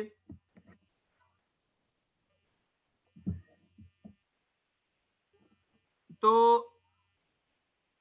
Reminder means modulus value.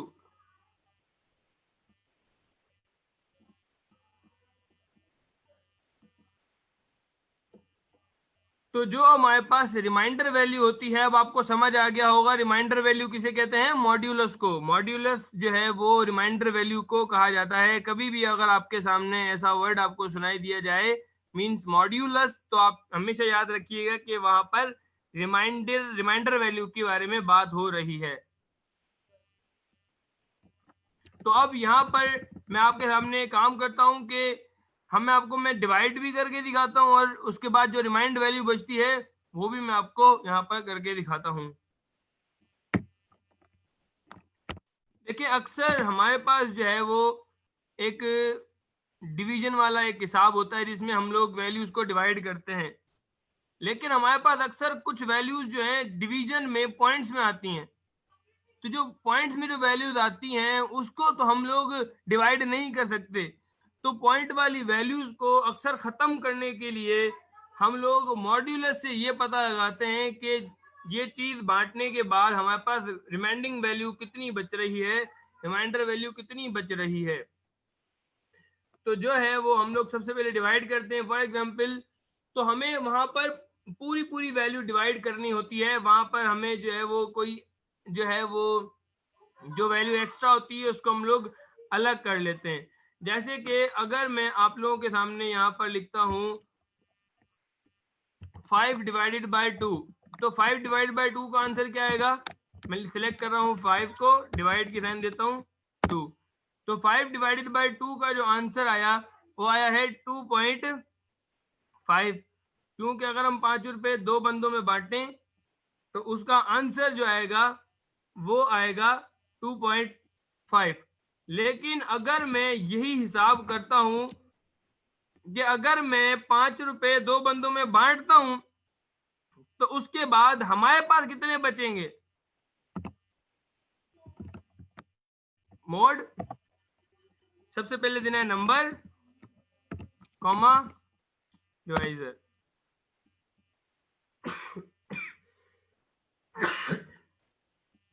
तो जब मैंने यहां पर नंबर में 5 सिलेक्ट किया और डिवाइजर में मैंने 2 सिलेक्ट किया, तो इसने हमारे दो नंबर्स को 5 रुपए को 2 बंदों में 2-2 रुपए करके बांट दिया और जो एक वैल्यू बची उसको सेपरेट करके हमारे सामने रख दिया।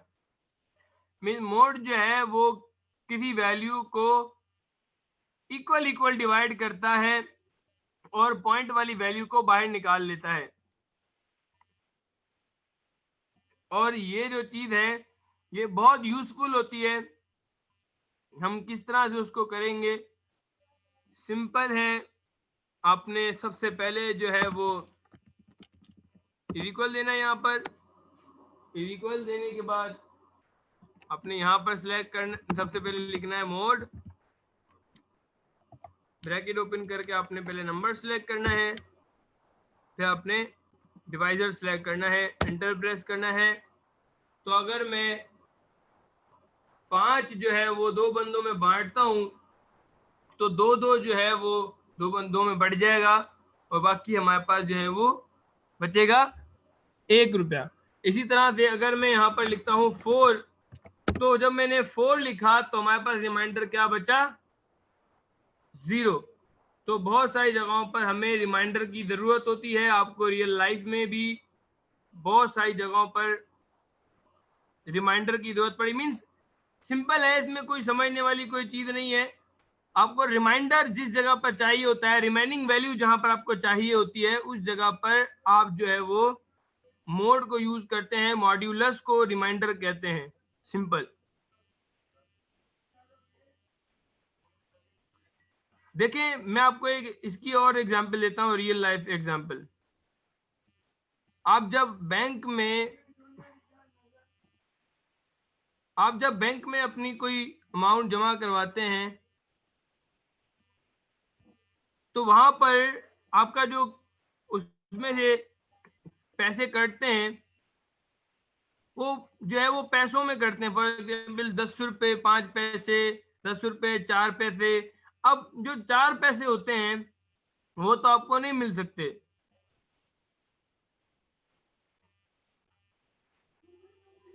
तो आप लोग क्या करते हैं, आप उसका रिमाइंडर करते हैं।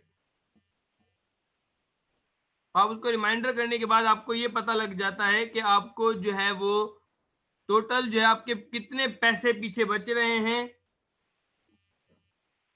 और हर साल एक बैंक इन पैसों की वजह से जो रिमाइंडर वैल्यू बच रही है लाखों रुपए और अरबों रुपए कमाती है सिर्फ इन पैसों की वजह से, जो कि 10 रुपए 4 पैसे 3 पैसे रुपए बचते हैं। तो हर साल पता नहीं बैंक जो होते हैं वो कितने लाखों रुपए सिर्फ इन पैसों की वजह से कमाते हैं।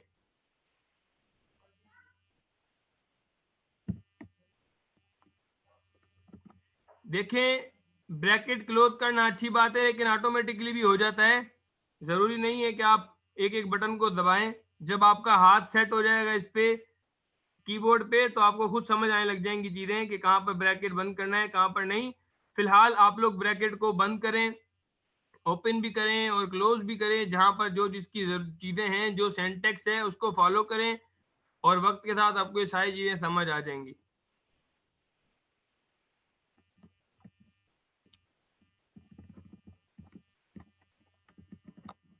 एक और मैथमेटिक्स का फार्मूला जिसका नाम है फिक्स्ड। फिक्स्ड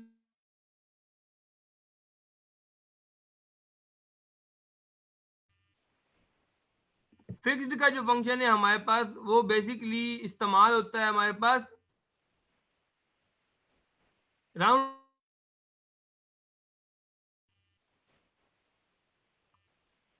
आप सबको पता होगा कि राउंड ऑफ करना क्या होता है, राउंड ऑफ किसे कहते हैं।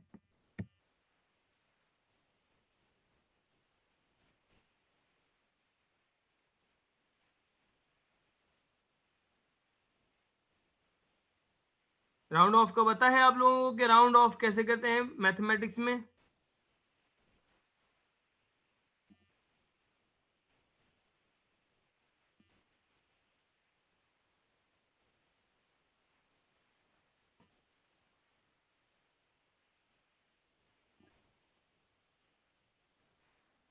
तो यहाँ पर राउंड ऑफ जो है वो मैं आपको करके भी दिखा देता हूँ, और राउंड ऑफ का मकसद भी समझा देता हूँ मैं आपको कि कैसे होता है। फॉर एग्जाम्पल, आपको पता है कि पाई की वैल्यू क्या है? पाई, यहाँ पर हमारे पास फंक्शन होता है P I pi. Pi simple आपको लिखना है, ब्रैकेट ओपन करके क्लोज करना है, इंटर करना है। तो पाई की एक वैल्यू है 3.1415। तो ये पाई की वैल्यू जो है वो कांस्टेंट होती है। तो अब हम इसको राउंड ऑफ करते हैं। अब राउंड ऑफ का सबसे पहले जो है वो रूल आपको पता होना चाहिए कि राउंड ऑफ का रूल क्या होता है। तो यहाँ पर जो राउंड ऑफ का रूल है वो ये होता है कि आपको पॉइंट के बाद या पॉइंट से पहले जो नंबर हैं उनको कम करना होता है, इनको हटाना होता है। तो राउंड ऑफ करने का रूल ये होता है कि आपको जहां तक नंबर्स को हटाना है वहां तक आप देखेंगे कि उससे पिछला नंबर या तो 5 होना चाहिए या तो 5 से बड़ा होना चाहिए। उस सूरत में आपको पिछले नंबर के अंदर एक नंबर ऐड करना होगा और बाकी सबको हटा देना होगा। जैसे कि मैं अगर चाह रहा हूं कि मुझे पॉइंट के बाद 2 नंबर चाहिए, तो ये बन जाएगा 3.15। 3.14 ही रहेगा, क्योंकि ये जो नंबर है ना तो ये 5 है ना तो 5 से बड़ा है। लेकिन अगर मैं बोलता हूं कि मुझे पॉइंट के बाद 3 नंबर चाहिए, तो ये बन जाएगा 3.141142। ये बन जाएगा 3.142, क्योंकि 1 के बाद वाला जो नंबर है वो 5 है। तो इसको हटा के इसके अंदर एक ऐड कर दिया जाएगा और ये बन जाएगा 2। तो इसका आंसर आएगा 3.142। हम यहाँ पर लिखते हैं is equals to FIXED fixed. इसमें सबसे पहले इसका सेंटेक्स रीड करें कि सेंटेक्स क्या कह रहा है। सबसे पहले वो कह रहा है नंबर जिसको आप लोग राउंड ऑफ करना चाहते हैं। उसके बाद पॉइंट के बाद कितनी वैल्यूज आए। पॉइंट के बाद मैं कह रहा हूं 3 नंबर आए, मैंने ब्रैकेट क्लोज किया और इंटर किया। मैंने पॉइंट के बाद लिखा 3 नंबर आए, तो देखें इसने इसको राउंड ऑफ किया और ये हो गया 3.142।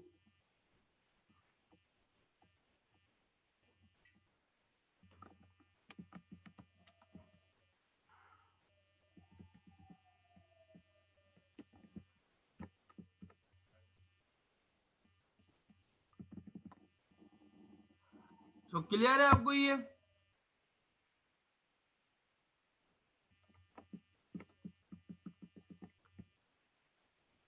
सिंपल है, आपने जो है वो उसको रिपीट करना है। आपने सबसे पहले लिखना है फिक्स्ड। आपने अपनी पॉइंट वाली वैल्यू को सिलेक्ट करना है। सिलेक्ट करने के बाद कॉमा देना है, कॉमा देने के बाद आपने नंबर लिखना है कि पॉइंट के बाद कितनी वैल्यूज आपके पास आए। पॉइंट के बाद 3 नंबर आए, पॉइंट के बाद 4 नंबर आए, पॉइंट के बाद 2 नंबर आए, या पॉइंट के बाद 1 नंबर आए। वो लिखने के बाद आपने इंटर करना है, तो वो पॉइंट के बाद आपको उतने नंबर भी दे देगा और ऑटोमेटिक उसको राउंड ऑफ भी कर देगा। अगर मैं वैल्यू में 5 लिखता हूं तो ये आ रहा है हमारे पास 3.14159। क्यों 159 आ रहा है? क्योंकि अगर 9 से पहले कोई बड़ा नंबर होता तो ये बन जाता 60।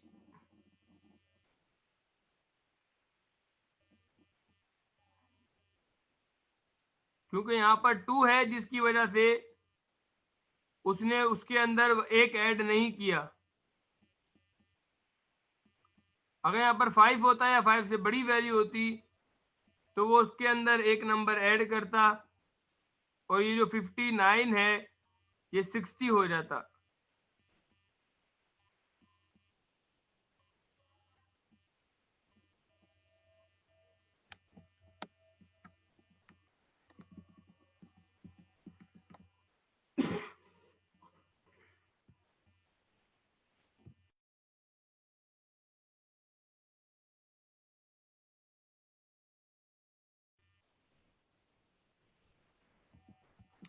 ये देखें आप, अगर मैं यहां पर 4 लिखता हूं,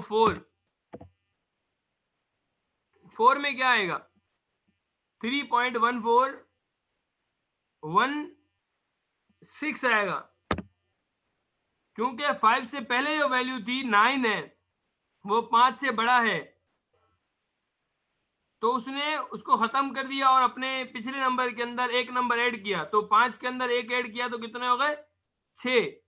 तो ये आ गई 3.1416।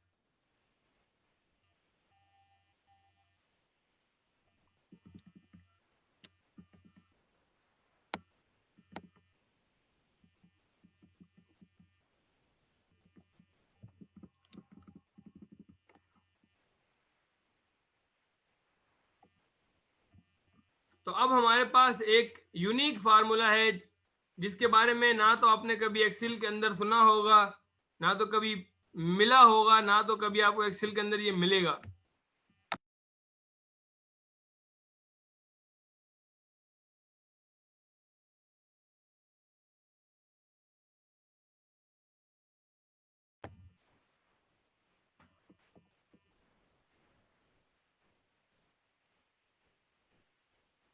तो ये एक फंक्शन है जिसका नाम है DATEDIF, जिसको लोग पढ़ते हैं डेटेड इफ, लेकिन ये डेटेड इफ नहीं है। याद रखिएगा, लोग इसको गलत पढ़ते हैं। इसका नाम डेटेड इफ नहीं है।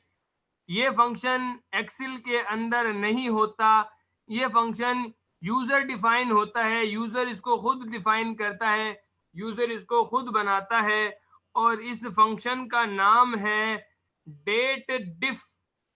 डिफ मींस डिफरेंस, डेट डिफरेंस। ये फंक्शन हमें दो डेट्स के दरमियान का डिफरेंस बताता है कि भाई इस डेट से लेकर इस डेट तक का दरमियान का जो डिफरेंस है वो क्या है। तो हम जो है वो किसी की एज भी मालूम कर सकते हैं कि कितनी डेट से लेकर आज कितनी डेट तक कितने ईयर जो है वो बीच में से गुजर चुके हैं, और हम लोग यहाँ पर किसी भी डेट से लेकर किसी भी डेट तक के दरमियान का जो डिफरेंस है वो इस फार्मूले के थ्रू यहाँ पर हम लोग फाइंड कर सकते हैं। तो सबसे पहले इसका सिंटैक्स मैं आप लोगों को बताता हूं, जो कि सिंटैक्स आपको एक्सेल के अंदर नहीं मिलेगा। तो इसलिए यहाँ पर मैं इसका सिंटैक्स लिखवा रहा हूं ताकि आप लोग जो है वो इसके सिंटैक्स को याद रख सकें और इन फ्यूचर आप इसको यूज कर सकें। मैं यहाँ पर विदाउट इक्वल लिख रहा हूँ ताकि आपके सामने सिंटेक्स आ जाए। तो सबसे पहले DATEDIF date dif bracket open. तो याद रखिएगा इसको क्या पढ़ते हैं, डेट डिफ, इसको डेटेड इफ नहीं पढ़ते। Start date comma end date comma format. तीसरा नंबर जो इसमें चीज आती है वो आती है फॉर्मेट। क्या आपको क्या फाइंड करना है, आपको मंथ फाइंड करना है या ईयर फाइंड करना है या डेज फाइंड करने हैं। तो याद रखिएगा आप इन तीनों में से एट अ टाइम कोई एक चीज फाइंड कर सकते हैं, या तो मंथ का डिफरेंस फाइंड कर सकते हैं, या तो ईयर का डिफरेंस फाइंड कर सकते हैं, या तो डेज का डिफरेंस फाइंड कर सकते हैं। तो आपने एट अ टाइम या तो m लिखना है या तो y लिखना है या तो d लिखना है। स्लैश का मकसद यही है कि एट अ टाइम कोई भी एक चीज आप इसके अंदर दे सकते हो और जो है वो आप इसको इस्तेमाल कर सकते हो।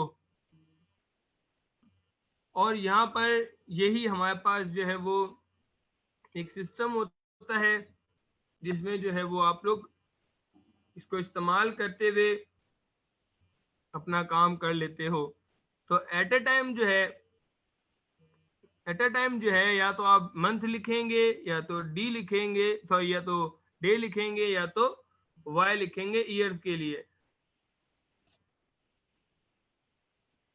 तो हम इसको प्रैक्टिकली करते हैं, जिसको नोट करना है वो नोट कर ले।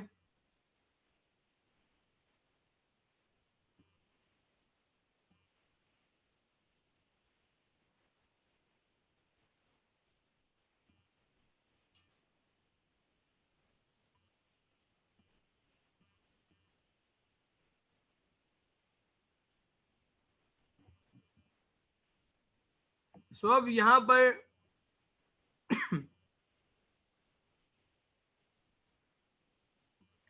मैंने इसमें इक्वल की साइन इसलिए नहीं लगाई ताकि आप लोग इसको देख सको, ताकि आप लोगों को सेंटेक्स की समझ आ सके।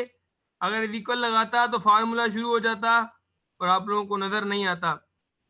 मैंने इसका सेंटेक्स आपको एक्सेल के अंदर नहीं मिलेगा। सेंटेक्स शो करने के लिए मैंने विदाउट इक्वल लिखा है इसको,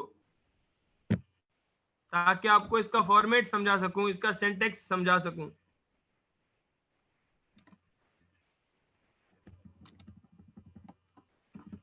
तो अब हम लोग इसको करते हैं। सबसे पहले जो है हम लोग दो डेट्स लिखेंगे। फॉर एग्जांपल एक स्टार्ट डेट, दूसरी एंड डेट।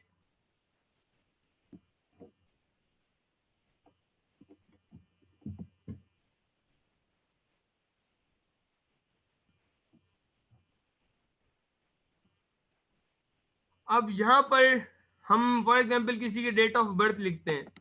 फॉर एग्जांपल मैं यहाँ पर लिखता हूँ 28 Feb। अच्छा, मैंने आपको समझाया था कि इसके अंदर हम लोग हमेशा पहले मंथ लिखते हैं, फिर डे लिखते हैं, फिर ईयर लिखते हैं।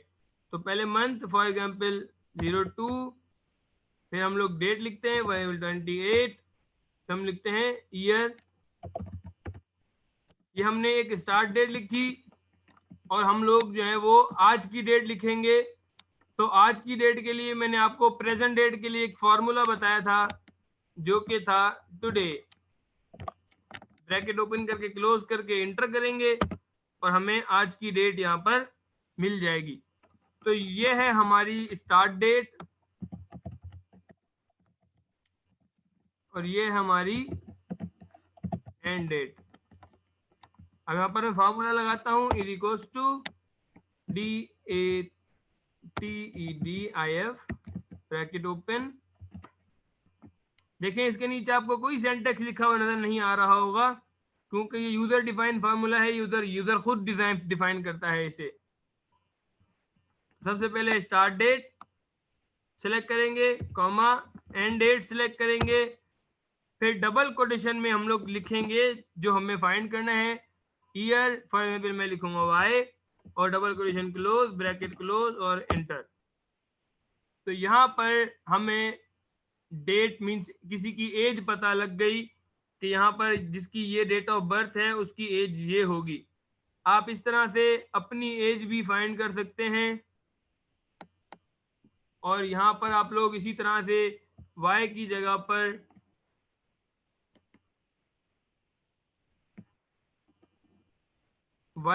पर अगर आप लिखते हैं m, तो आपको टोटल मंथ पता लग जाएंगे कि इस डेट से लेकर इस डेट तक कितने मंथ गुजर चुके हैं।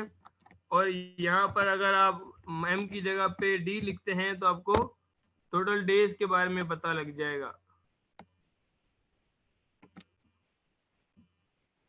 तो ये था हमारा डेट डिफ का फार्मूला। और अब हमारा एक लास्ट फार्मूला है जिसका नाम है वी लुक अप।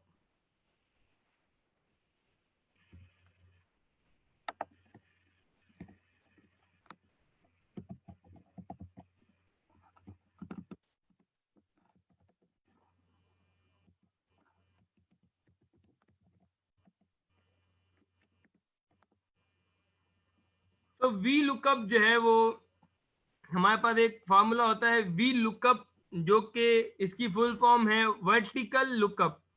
लुकअप कहते हैं सर्च करने को, और वी डिनोट है यहाँ पर वर्टिकल लुकअप। ये हमारे पास फंक्शन होते हैं वी लुकअप, दूसरा होता है एच लुकअप। एक होता है वर्टिकल लुकअप, एक होता है हॉरिजॉन्टल लुकअप। जिसको वर्टिकल लुकअप आएगा उसको हॉरिजॉन्टल भी ऑटोमेटिकली आ जाएगा, क्योंकि दोनों का काम सेम है। एक जो है वो वर्टिकल लुकअप करता है, दूसरा जो है वो हमारे पास हॉरिजॉन्टल लुकअप करता है। मींस एक होता है एच लुकअप, दूसरा होता है वी लुकअप। तो H lookup means horizontal lookup, lookup का मतलब है सर्च करना, और वी का मतलब है वर्टिकली सर्च करना। इसी तरह से H lookup mean horizontal search करना। लुकअप जो है वो सर्चिंग के लिए इस्तेमाल होता है। किसी लिस्ट के अंदर हम लोग जब अपने किसी चीज को फाइंड करते हैं तो ये हमारे को बहुत यूजफुल होता है। हम बड़ी बड़ी लिस्टों के अंदर अपने कामों को, अपनी लिस्ट को, अपने आइटम्स को सेकंड के अंदर जो है वो फाइंड कर लेते हैं वी लुकअप के थ्रू।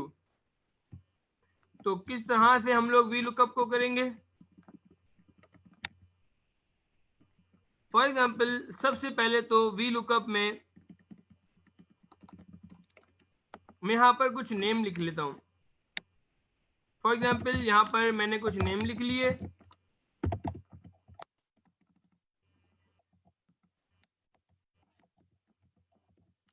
और यहाँ पर मैं कुछ डेट लिख लेता हूँ। जैसे कि हमारे पास कोई डेट है, या फिर हम लोग लिख लेते हैं मंडे, तो यहाँ से मैंने इसको ड्रैग कर लिया, मंडे, ट्यूसडे, वेडनेसडे और थर्सडे। अब यहाँ पर ये एक ऐसी शीट है जो कि छोटी है, लेकिन ऐसी बड़ी शीट्स भी हो सकती हैं। अब यहाँ पर इन सब की अपनी अपनी सेल है। मंडे की सेल है, ट्यूसडे की सेल है, वेडनेसडे की सेल है, इस तरह से थर्सडे की सेल है। यहाँ पर अली ने जो मंडे वाले दिन सेल की, फॉर एग्जांपल 5000 की। इस तरह से अली ने ट्यूसडे वाले दिन सेल की, वो 3000 की सेल की। फिर उसके बाद 7000 की, फिर 2000 की। इस तरह से अहमद ने फॉर एग्जांपल 10000 की सेल की, फिर 3000 की, फिर फॉर एग्जांपल 6000 की, फिर 3000 की। इस तरह से कामरान ने यहाँ पर 5000 की सेल की, 2000 की सेल की, फिर 5000 की, और एंड में 1000 की सेल की। अब ये जो मैंने नाम लिखे हैं इनका हमारे फार्मूले से कोई ताल्लुक नहीं है। ये कुछ चीजें यूजर के लिए भी होती हैं कि जो बंदा इसको इस्तेमाल कर रहा होता है उसको भी पता लगे कि ये किस चीज के बारे में हम लोग काम कर रहे हैं और क्या कर रहे हैं। यहाँ पर हम लोग एक खाली सेल सिलेक्ट करेंगे जिसमें हम लोग, जिसको मैं हाईलाइट करता हूँ ताकि आपको वो समझ आए। जब मैं उसको सिलेक्ट करूंगा वो आप लोगों को समझ आ जाएगा। तो यहाँ पर मैं फार्मूला अप्लाई करता हूँ, इक्वल्स टू वी लुकअप। सबसे पहले वो बोल रहा है लुकअप वैल्यू, मीन्स आपको कौन से डे की वैल्यू लुकअप करनी है, मंडे की, ट्यूसडे की, या वेडनेसडे की, या थर्सडे की। हम सिलेक्ट करते हैं इस बॉक्स को, हम इस बॉक्स के अंदर लिखेंगे मंडे, ट्यूसडे, वेडनेसडे या थर्सडे, फिर कुछ भी जो भी है वो हम इस लुकअप वैल्यू के अंदर हम यहाँ पर एक सेल सिलेक्ट कर लिया और इस सेल के अंदर हम लोग जो है वो उस डे का नाम लिखेंगे जिस डे की हम लोग जो है वो वैल्यू फाइंड करना चाहते हैं, चेक करना चाहते हैं। कॉमा देंगे, कॉमा देने के बाद वो कह रहा है टेबल एरे। टेबल एरे ये रेंज की तरह है। टेबल एरे जिस तरह से हम लोग रेंज सिलेक्ट कर रहे थे, यहाँ पर एक रेंज का दूसरा नाम है टेबल एरे। एरे उस चीज को कहते हैं जहां पर हम लोग इंडेक्सेस क्रिएट करते हैं। तो मैं अपने काम के यहाँ पर ब्लॉक्स को सिलेक्ट कर लूंगा, मंडे से लेकर जितना भी हमारा काम होगा उसको हम लोग सिलेक्ट कर लेंगे, कॉमा, एंड यहाँ पर एक तीसरी चीज है जिसका नाम है कॉलम इंडेक्स नंबर। याद रखिएगा जिस जगह पर हमारे पास टेबल एरे, एरे वर्ड आता है, एरे वर्ड, वहां पर इंडेक्सेस क्रिएट होती हैं। जैसे कि मैंने एरे में सिलेक्ट किया मंडे, फिर इस तरह से मैंने अपनी पूरी लिस्ट सिलेक्ट कर ली, तो जैसे ही मैंने जिस एरिया को सिलेक्ट किया था उस एरिया की एक इंडेक्स बन गई है। जिस तरह से मंडे की जो इंडेक्स है वो है 1 और उसके बाद जो 5000 की जो इंडेक्स है वो है 2 और जो 10,000 की जो इंडेक्स है row index number, column index number, वो है हमारे पास 3 और इस तरह से हमारे पास जो यहाँ पर जो 5000 वाली इंडेक्स है वो है हमारे पास 4। तो हम लोग क्या करेंगे यहाँ पर, अब यहाँ पर हम लोग लिखते हैं, फॉर एग्जाम्पल मैं यहाँ पर लिखता हूँ 2 और यहाँ पर ये आखिरी में एक चीज आती है कि आपको जो है वो अप्रोक्सीमेटली मैच वैल्यूज चाहिए, उसके बारे में बताए, या जो है वो एग्जैक्ट मैच वैल्यूज चाहिए या आपको वो चाहिए उसके बारे में बताएं। तो ट्रू और फॉल्स आप लोग यहाँ पर लिख सकते हैं। अगर आप ट्रू फॉल्स नहीं लिखते तो आप ट्रू के लिए 1 और फॉल्स के लिए 0 भी लिख सकते हैं। हम लोगों ने ये सारी चीजें दे दी, हम लोग एंटर करते हैं। अब एंटर करने के बाद यहाँ पर मैं अगर लिखता हूँ MON, तो मंडे पे इसने हमें क्या दिया, ट्यूसडे। और अगर मैं लिखता हूँ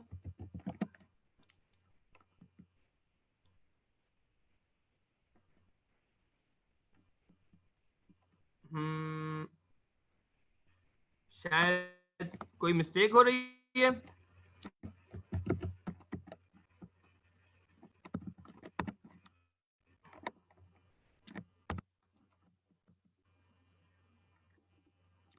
वी लुकअप में हम इस तरह से करेंगे, शायद वी लुकअप में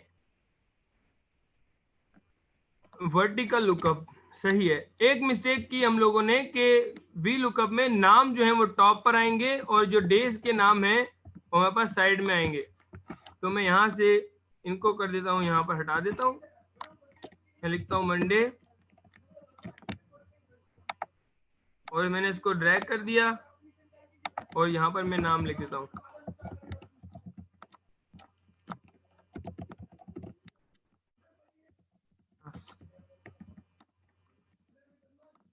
इक्वल्स टू वी लुकअप और सबसे पहले lookup value, comma, table array, comma, column index, for example हम लोग सिलेक्ट करते हैं 2, फिर कॉमा, फिर इसको कर देते हैं हम लोग फॉल्स, ब्रैकेट क्लोज और इंटर कर देते हैं। और अब मैं इसके अंदर लिखता हूँ अगर मंडे, ओके, तो ये हो गया हमारे पास। तो मंडे पे जो है वो इंडेक्स 2, अब मंडे पे जो इंडेक्स 2 है तो वो आ रही है 5000। और अगर मैं लिखता हूँ ट्यूसडे पे जो इंडेक्स 2 है वो है यहाँ पर 10,000। तो मैं अगर इसके अंदर लिखता हूँ ट्यूसडे,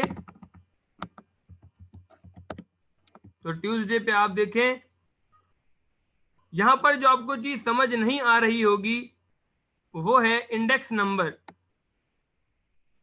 इंडेक्स नंबर जो होते हैं, जैसे कि मैंने इस एरिया को सिलेक्ट किया तो इस एरिया की इंडेक्सेस बन गए।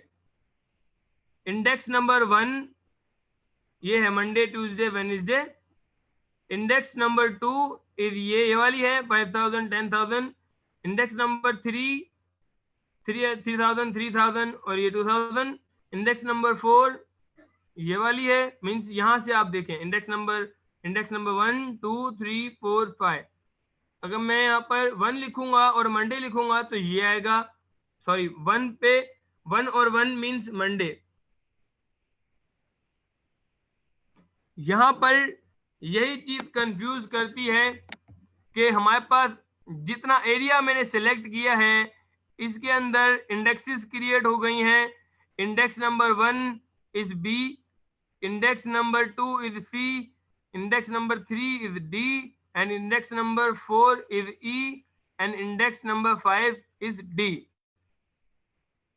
मींस यहां पर इंडेक्स नंबर में मैंने लिखा है 2, मींस यहां पर इंडेक्स नंबर 2 ये है, तो मैंने ट्यूसडे की इंडेक्स नंबर 2 पे क्या फाइंड किया था 10,000।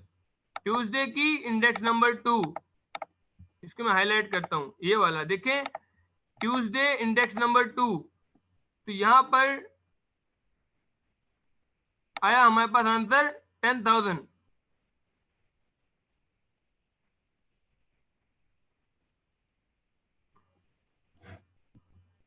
अगर आपको यहाँ पर इंडेक्सेस समझ आती हैं तो आप सारे काम कर लेंगे। यहाँ पर यहाँ पर जो मैंने चीज दी है इंडेक्स नंबर 2 दी है।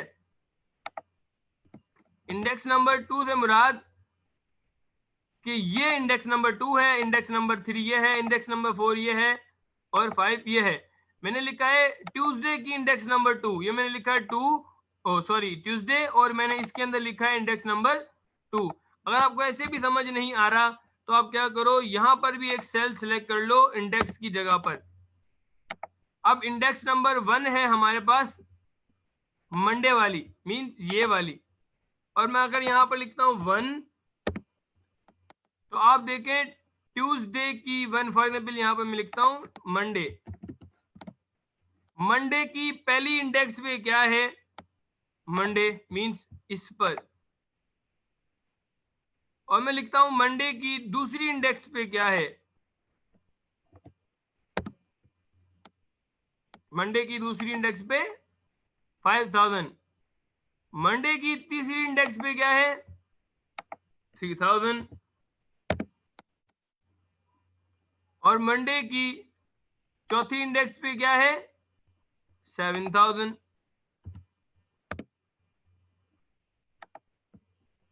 7 यहां पर लिख दिया मैंने, 1 2 3 4। तो आप यहां पर देखें कि हम लोगों ने इंडेक्सेस को समझना है। यहां पर वी लुकअप बिल्कुल इजी है। इसको और आसान करने के लिए यहां पर हम लोग क्या करेंगे, हम लोग अपने नेम्स को आईडी असाइन कर देंगे। फॉर एग्जांपल मैं अली को कर देता हूं 1, अहमद को आईडी असाइन करता हूं 2, कामरान को असाइन करता हूं 3, एंड इसको असाइन करता हूं मैं 4। लेकिन रूल के हिसाब से जो आईडी बन रही है वो आईडी स्टार्ट हो रही है मंडे से, लेकिन मैंने जो आईडी दी है वो दी है अली से। मींस मैंने 2 को 1 कर दिया, 3 को 2 कर दिया, सिर्फ आईडी दी है, लेकिन फार्मूले में ये चीज नहीं हो रही। और अगर मैं चाहता हूं कि फार्मूले में भी ये चीज हो तो हम लोग क्या करेंगे, यहां पर आकर ये जो हमने लास्ट में एक वैल्यू सिलेक्ट की है इंडेक्स नंबर, हम यहां पर आके कर देंगे +1। +1 से क्या होगा कि अगर मैं इसके अंदर लिखता हूं 1 तो वो उसके अंदर ऐड करेगा, मतलब 2, मतलब 2 मीन्स मैंने लिखा 1, यूजर आएगा यहाँ सर्च करेगा, वो यहाँ पर देखेगा अली की आईडी, अली की आईडी क्या है 1, उसने देखा अहमद की आईडी क्या है, उसने लिखा 2, अहमद की आईडी लिखी, अहमद का कौन से दिन का रिकॉर्ड, फॉर एग्जाम्पल अहमद का ट्यूसडे का, TUE लिखा, एंटर किया, तो अहमद का जो ट्यूसडे का है यहाँ पर 3,000 है। और इसी तरह से हम लोग जो है वो बहुत सारी लॉजिक्स क्रिएट कर सकते हैं और बहुत सारे यहाँ पर हम लोग काम कर सकते हैं।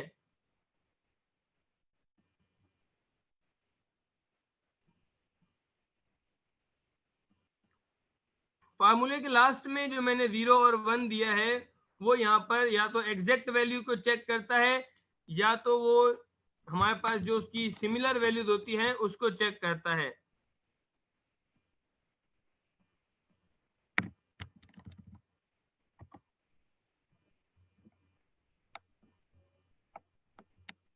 तो यहाँ पर आज हमारा कोर्स एंड होता है।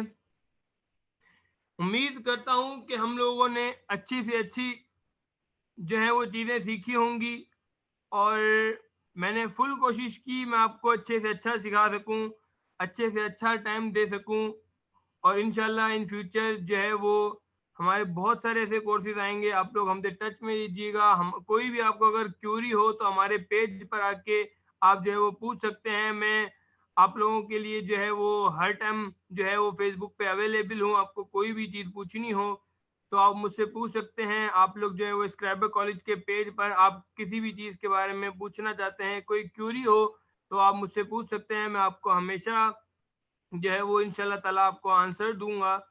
तो आप लोग अपना ख्याल रखिएगा। सर्टिफिकेशन के लिए जो है वो आपको नंबर मिल गया होगा और इंशाल्लाह ताला ज़िंदगी रही तो हम लोग फिर मिलेंगे। अपना ख्याल रखिएगा, दुआ में याद रखिएगा। तो अल्लाह हाफिज़ एंड मिलते हैं इंशाल्लाह फिर कभी लेक्चर में।